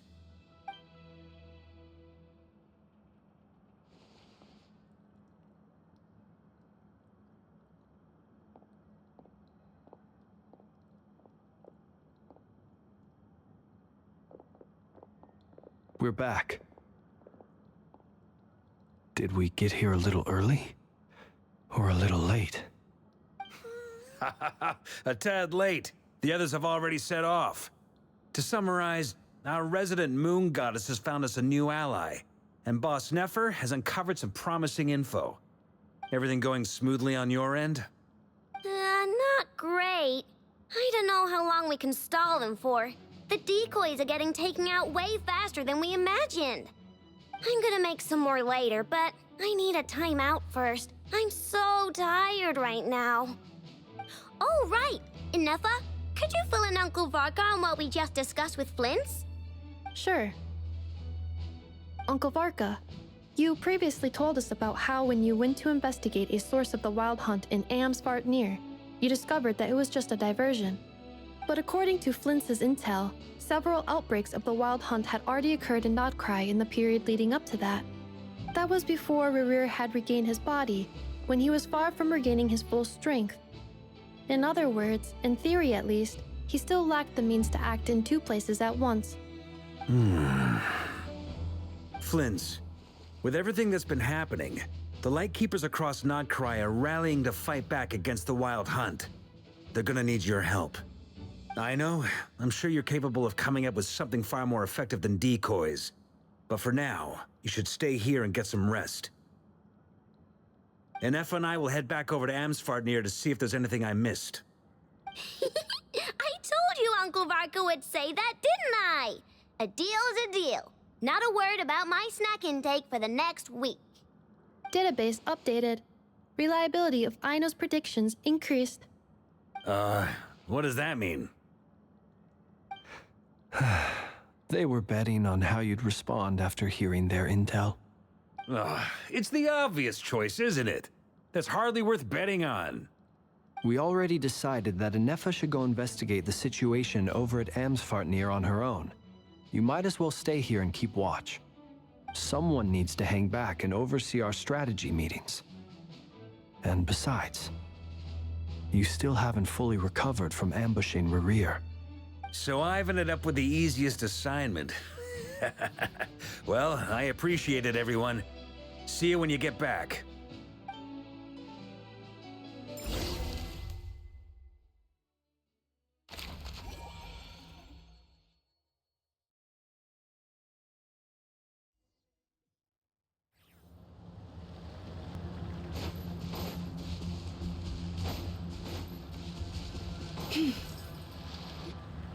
Here, this will serve as a good spot to cross over. Arlecchino, hold up a second. Since you brought us all this way, would you mind telling us what you've got planned? We still haven't got the slightest idea what's going on here. And if even Columbina doesn't know where the iridescent moon's marrow is, how do you? Simple. Because I am an inheritor of the royal bloodline of the Crimson Moon, and one of the last surviving embers of the Two Worlds' flames. Huh? Are you serious? Isn't you're a descendant of that Crimson Moon dynasty we were just talking about? The one from ancient Conria? Your surprise is understandable. I was also taken aback when I first learned of it. But the more I thought about it, the more I realized the signs had been there all along. When I was young, I discovered I could wield a very special kind of fire. It coursed like blood through my veins and smoldered away inside my nerves. What's more, whenever I experienced strong bursts of emotion or drew too deeply on this power, it was like some kind of presence within the fire would begin to gnaw away at me, consuming me from the inside out.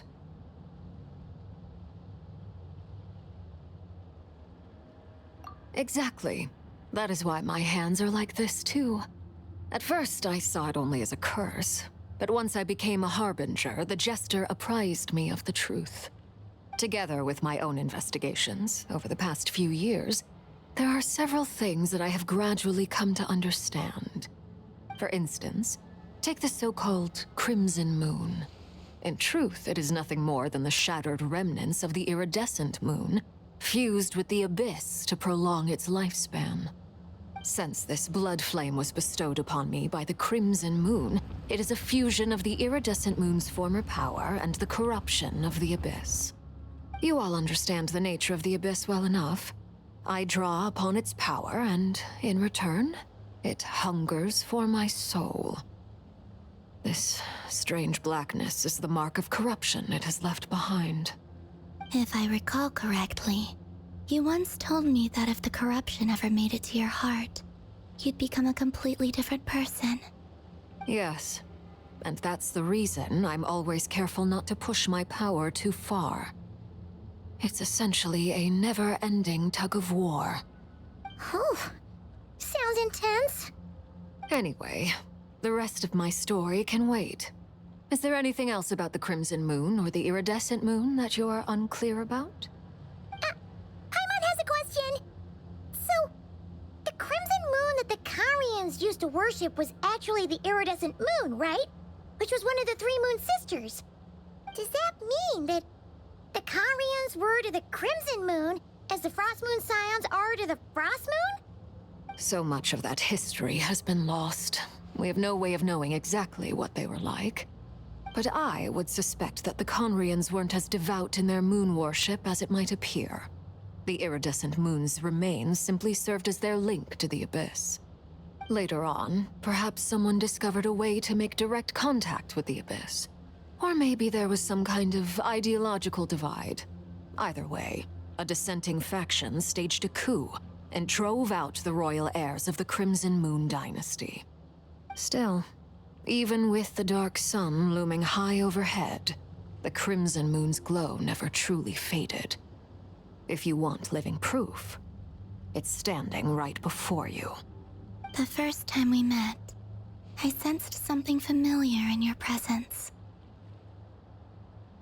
When I looked at you, I felt I could see that mysterious red moon in the corner of my eye.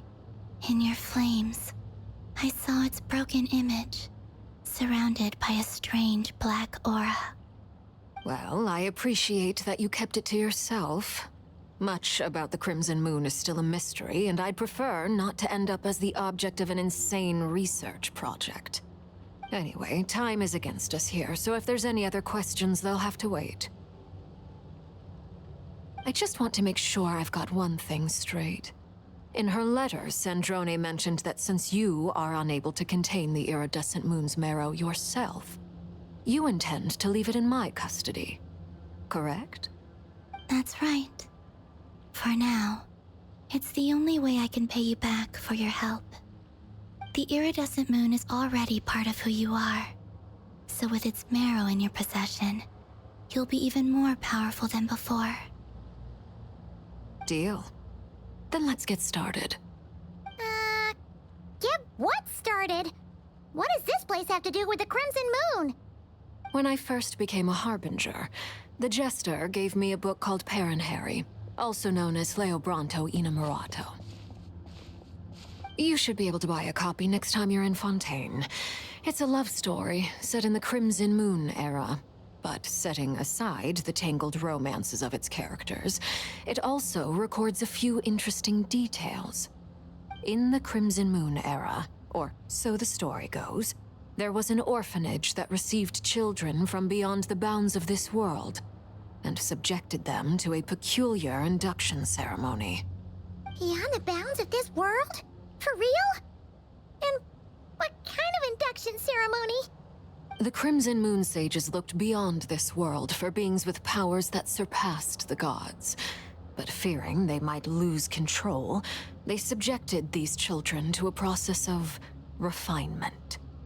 They made these children crawl up a fireplace and kept asking them, "Have you died? Did you see it?" Until they finally admitted to having died and seen a crimson moon. The adults embraced the children who passed the ritual, telling them, "Within the fireplace, you have traversed the flames between two worlds. Here and now, you are born anew." The book leaves much unsaid, but I suspect that this was their way of branding the children they had enrolled, leaving an indelible mark upon them so that they would forever live in the Crimson Moon's light. That explains why I can't sense the Crimson Moon's marrow in this world. It makes sense that it would be sealed in a special space that can only be accessed temporarily through some kind of ritual. But there's no fireplace here. Do you see a chimney anywhere? Oh, are we supposed to build it ourselves? Okay, fine. Paimon will go find some bricks.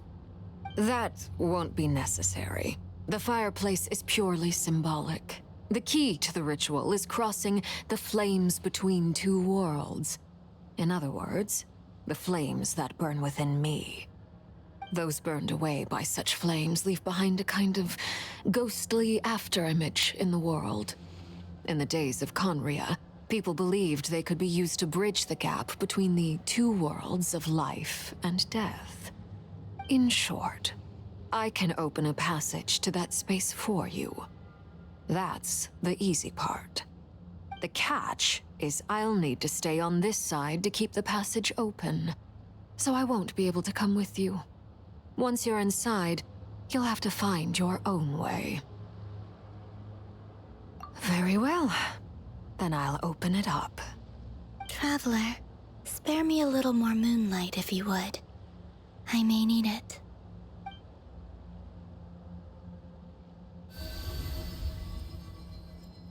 Thank you.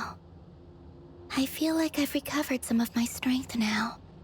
It should be enough to move us across short distances and confront whatever dangers might await.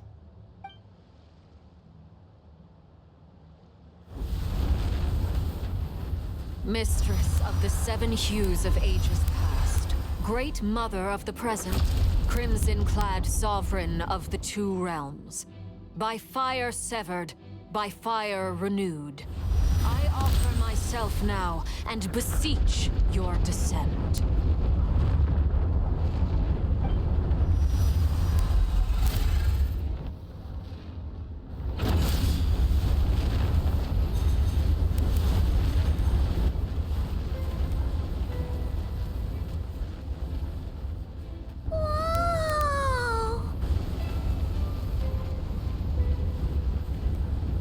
One word of advice.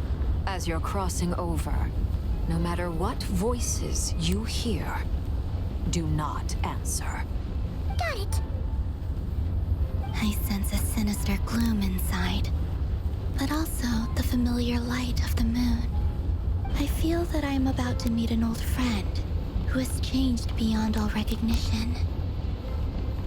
All right, let's go.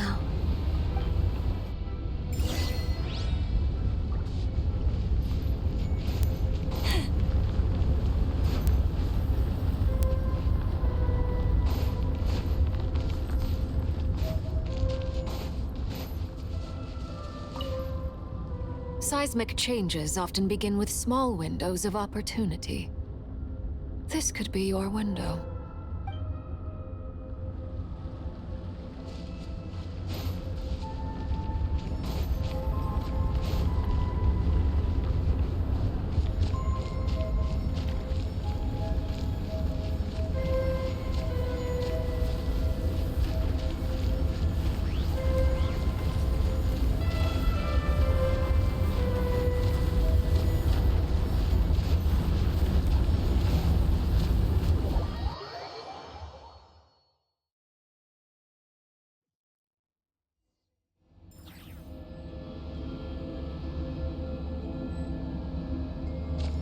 I sense your presence, and crave you death and rebirth.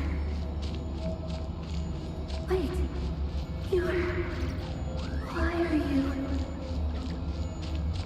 You have crossed over from another world, transcended fate itself. I have no right to.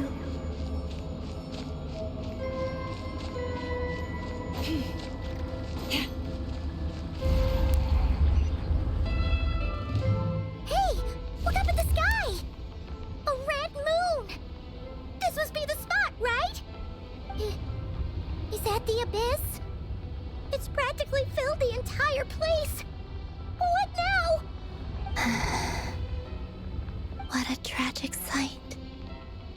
Fragments of your broken body, seized by the abyss and hung up aloft like mummified remains.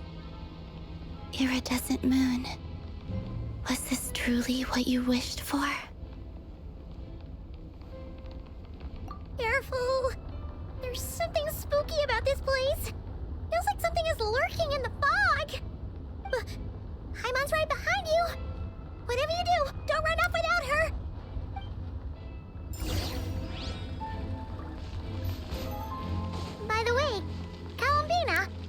didn't you tell us that the iridescent moon had shattered into pieces? The moon up there looks pretty whole to Paimon.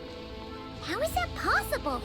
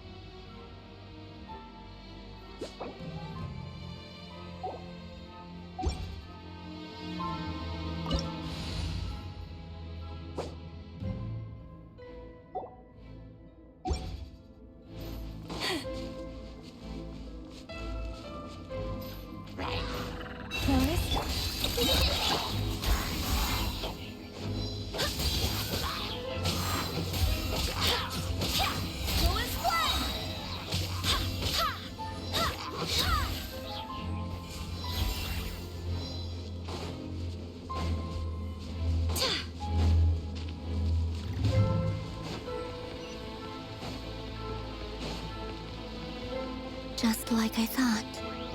It was only a facade.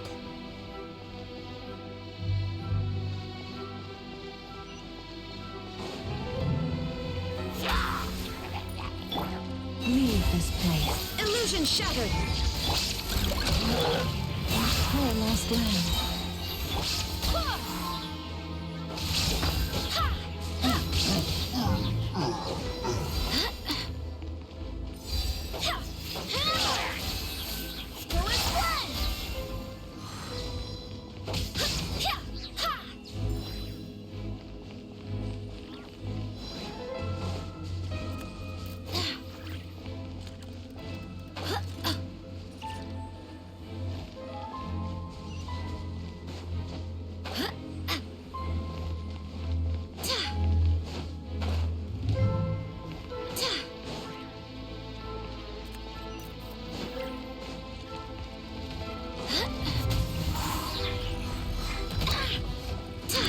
Wind, hear me!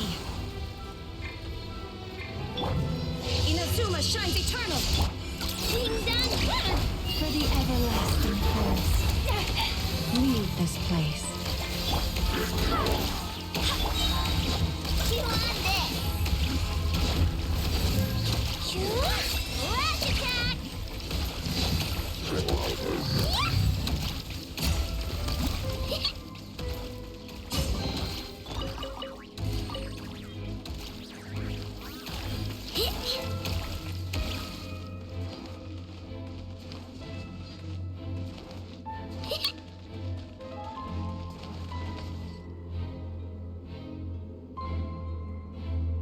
Huh? Huh? For real? That's way too high! There's no way we'll be able to reach it! No. I'm not sensing anything up there. It's coming from under the mountain.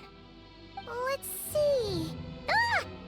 There's some kind of weird shadow over the water! Wait, see that? Looks like a mechanism of some sort. Let's check it out!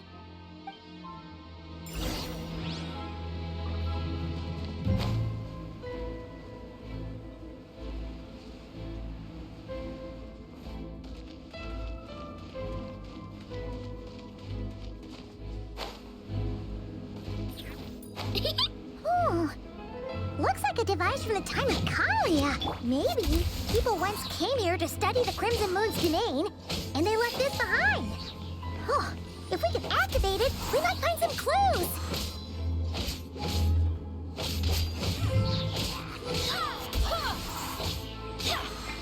Barbados, guide us!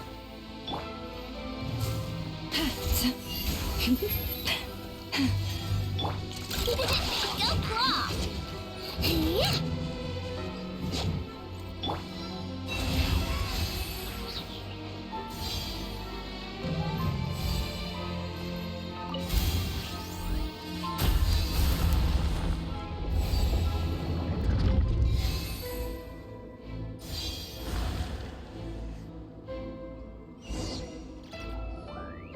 Hey, look at that! Now that the mechanism's running, the shadow in the water looks different. Do you think these mechanisms might be the key to unlocking the secret? A Let's try to find more of them! Felindis, we'll leave the rest of the research in your hands. We'll be heading back now. I hope this isn't ruining date night. Ugh. Mind your own business. Just leave me some snacks on the table. Felindis? Is that Rear's girlfriend? How come we're hearing her voice here? Oh yeah! So, do you think she was studying this strange space all along?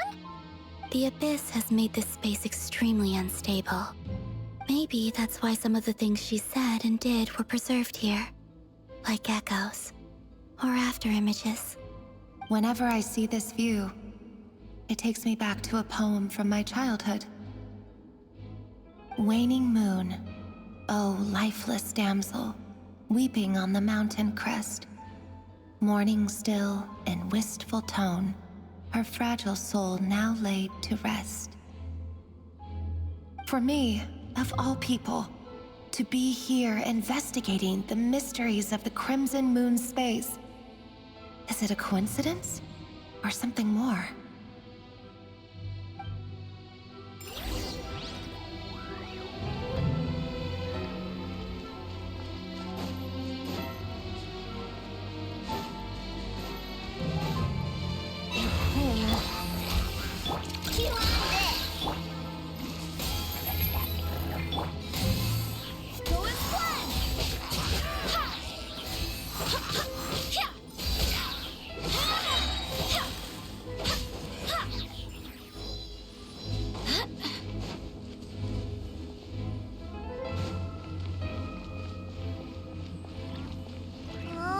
Looks like the Abyss has messed up this mechanism.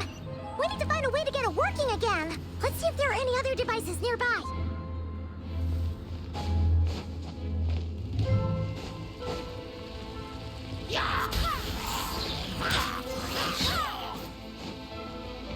I swear by my sword!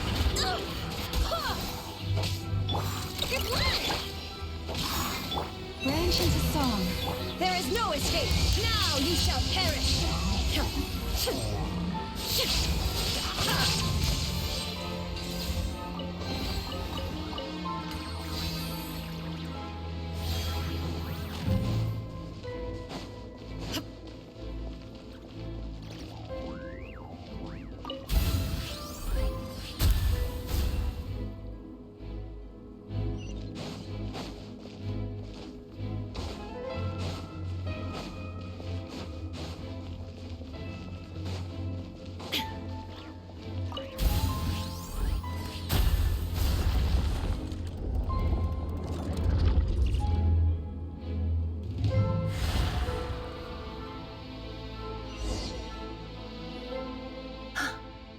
See. So the moon marrow, or rather the power of the 3 moons, is the key to unlocking. If it really does exist, then maybe this madness can finally be put to an end.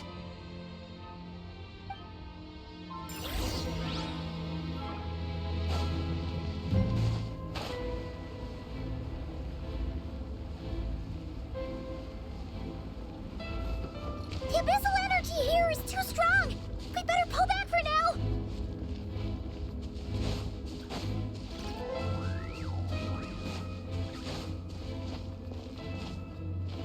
Take cover behind the rocks!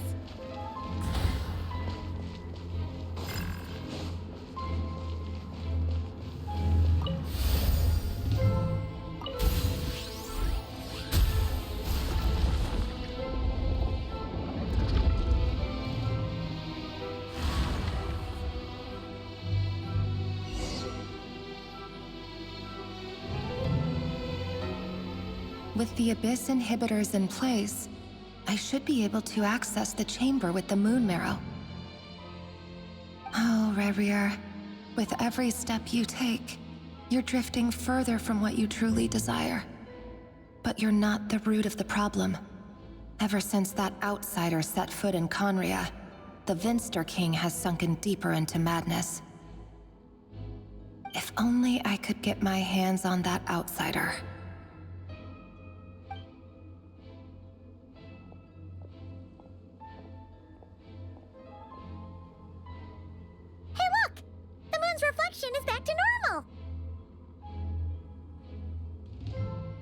Lindis's voice mentioned a chamber with the moon marrow.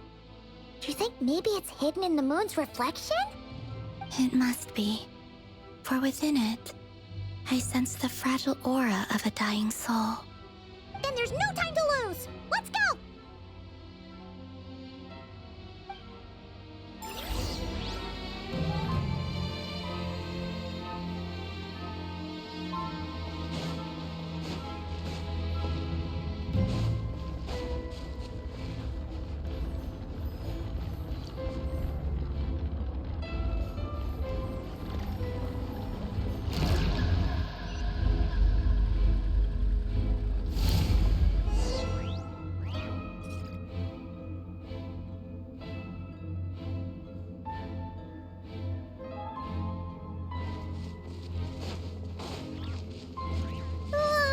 These things are so creepy!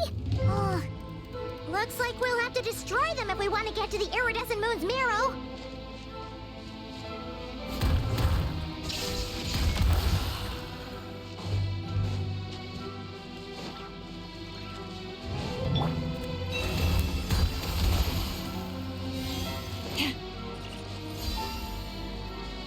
That must be the iridescent moon's marrow! Oh, we'll need to destroy these things before we can reach it!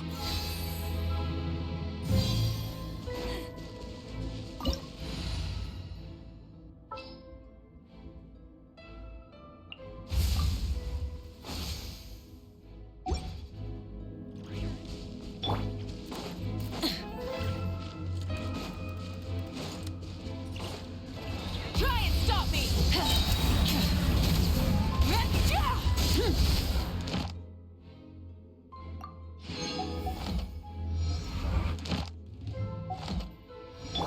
Lush as the moon. Eeny, miny, mo. Barbados, guide us. By the frost moon of old. Pyroclastic surge!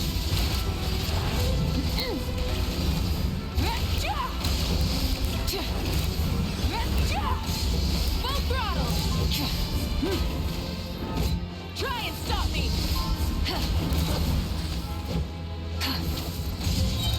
Go and split!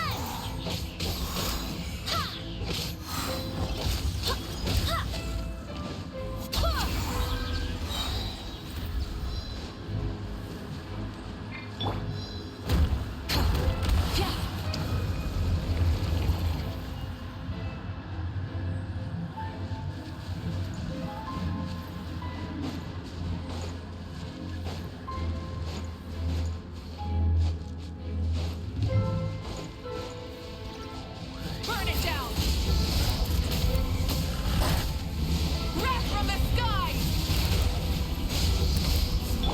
Go and split! Wind, hear me. You on this! Leave this place. Forest. Rev the engines!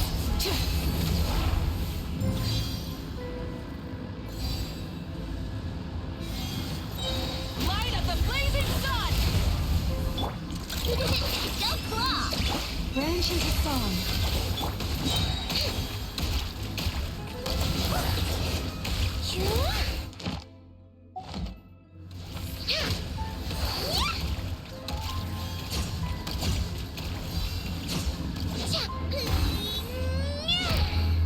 Hang in there! We're so close!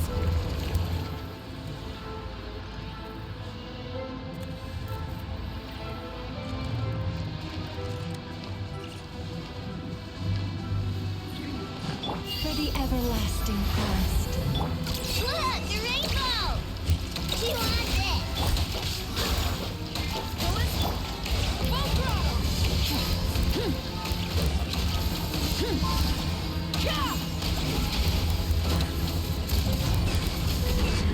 No more mistakes! Wrath from the sky! Barbados, guide us. Go and split!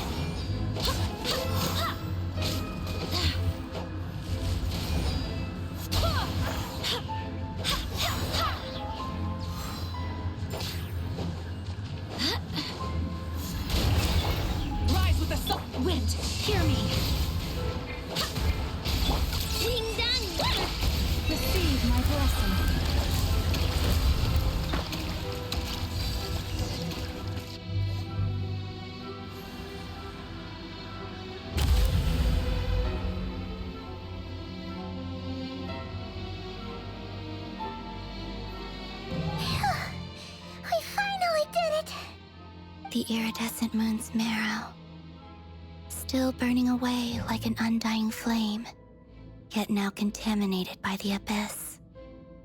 It has taken on a new form entirely. If we can purify the abyssal power within, we should be able to obtain its untainted essence.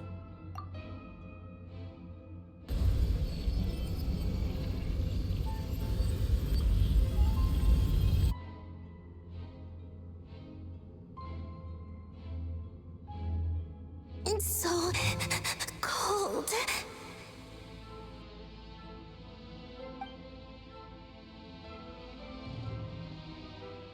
Is it you?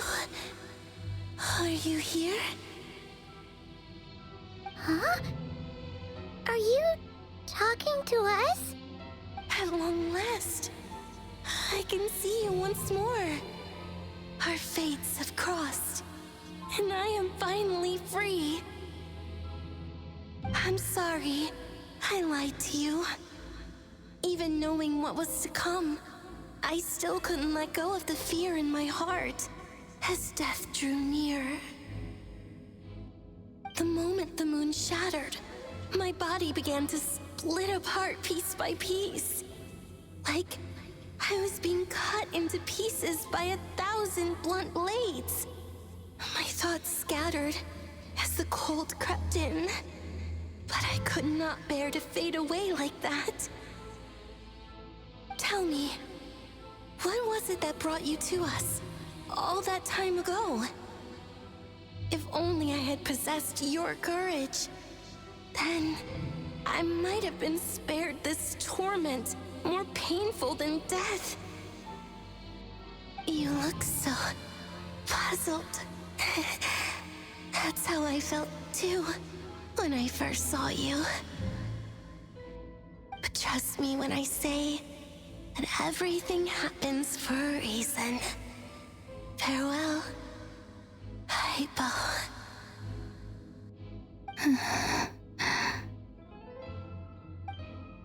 What was that all about? Was that the goddess of the iridescent moon? Oh, it sounded like she was speaking to a long-lost friend. But none of us have ever met her before, right? Perhaps. She took me for the goddess of the frost moon she once knew. For a fading soul like hers, our auras must be too similar to tell apart. But anyway, we've got the iridescent moon's marrow now. That should help you regain your strength, right? All right, time to leave this place and meet back up with Arlecchino. Let's go!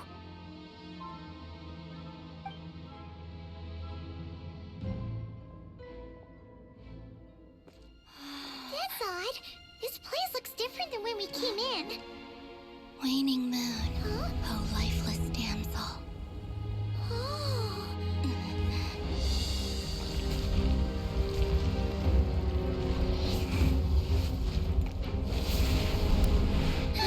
Hurry! The place is collapsing! It wants to trap us here. Who's it? The abyss? Now we've taken the moon marrow. All that's left here is a dark will. It will show us no mercy.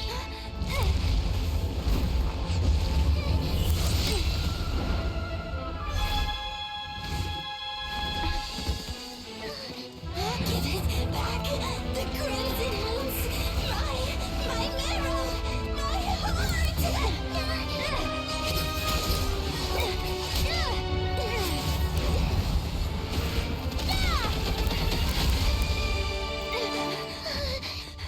Finally! Huh? Oh no! The exit's blocked! They're back! Now what do we do? This is where you fall. Witness my rise. Hey, it's... What are you waiting for?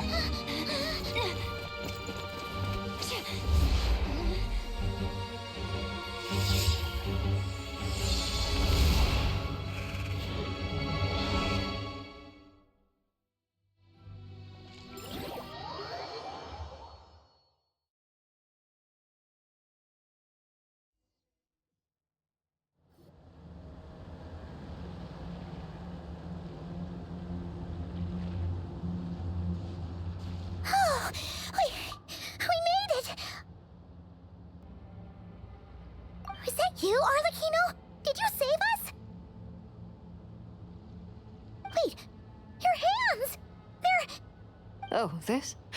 Don't worry. It's a small price to pay. The Abyss wanted to trap you inside, and I defied its will by bringing you out. No wonder it's a little angry.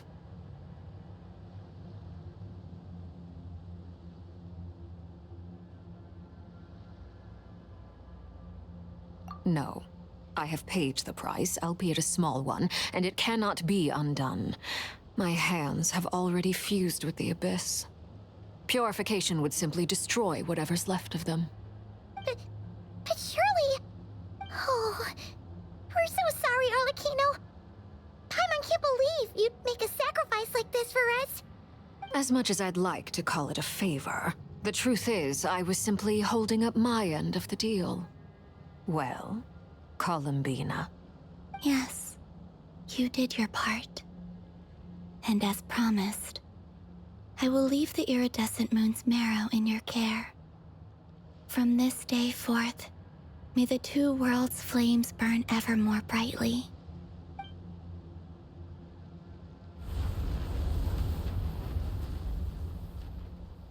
I'll take that as a blessing.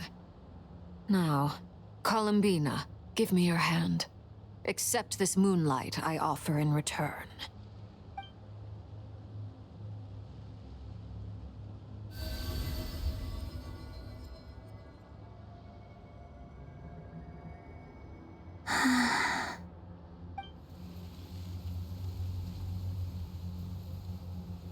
Feeling stronger? Hey, Columbina, are you okay? I'm fine. Our powers are a little at odds, that's all. By the Frost Moon's authority alone, wielding the power of the other moons was always going to be a stretch. Still, I think it's fair to say that your strength has returned, at least to the level it was at as Third Harbinger. It's still not enough. There's no way I can hope to challenge Rayrier like this. Just one more ray of moonlight, if you would. It's okay. I can take it.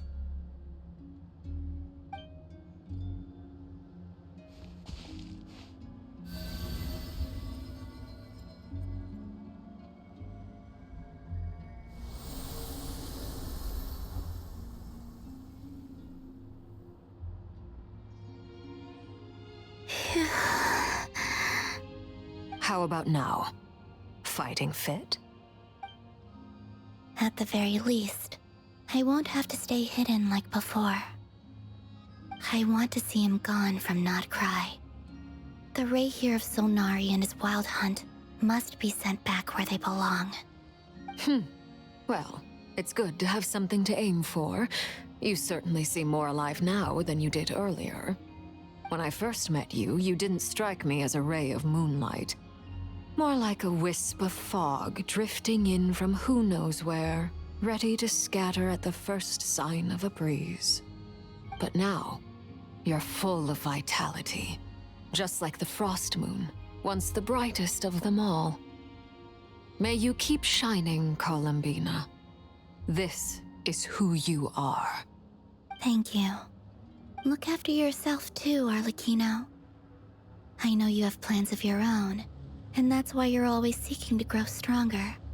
But whatever you're after, don't let the Abyss take a hold of you. I do not wish to see you go down the same path as Rayrier. I appreciate the concern, Columbina. Although perhaps it's time you took a new name. A new name? Kutar, the Moon Maiden, Columbina, they're nothing more than code names. They describe who she is and the roles she's played, but they're not her real name. We often use code names in the House of the Hearth, too. But it's knowing your real name that keeps you grounded. Up till now, you've been living a wandering life, so you've probably never really cared. All I'll say is this. Once you've defeated Rayrier, give it some thought. All right, that's it from me. I'll get you back safely first, then go meet up with Sandrone.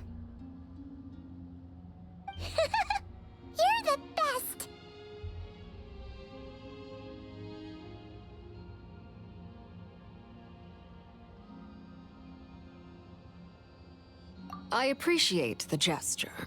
It speaks to your good character. Anyway, let's get going. There are more urgent things to do right now than trade compliments.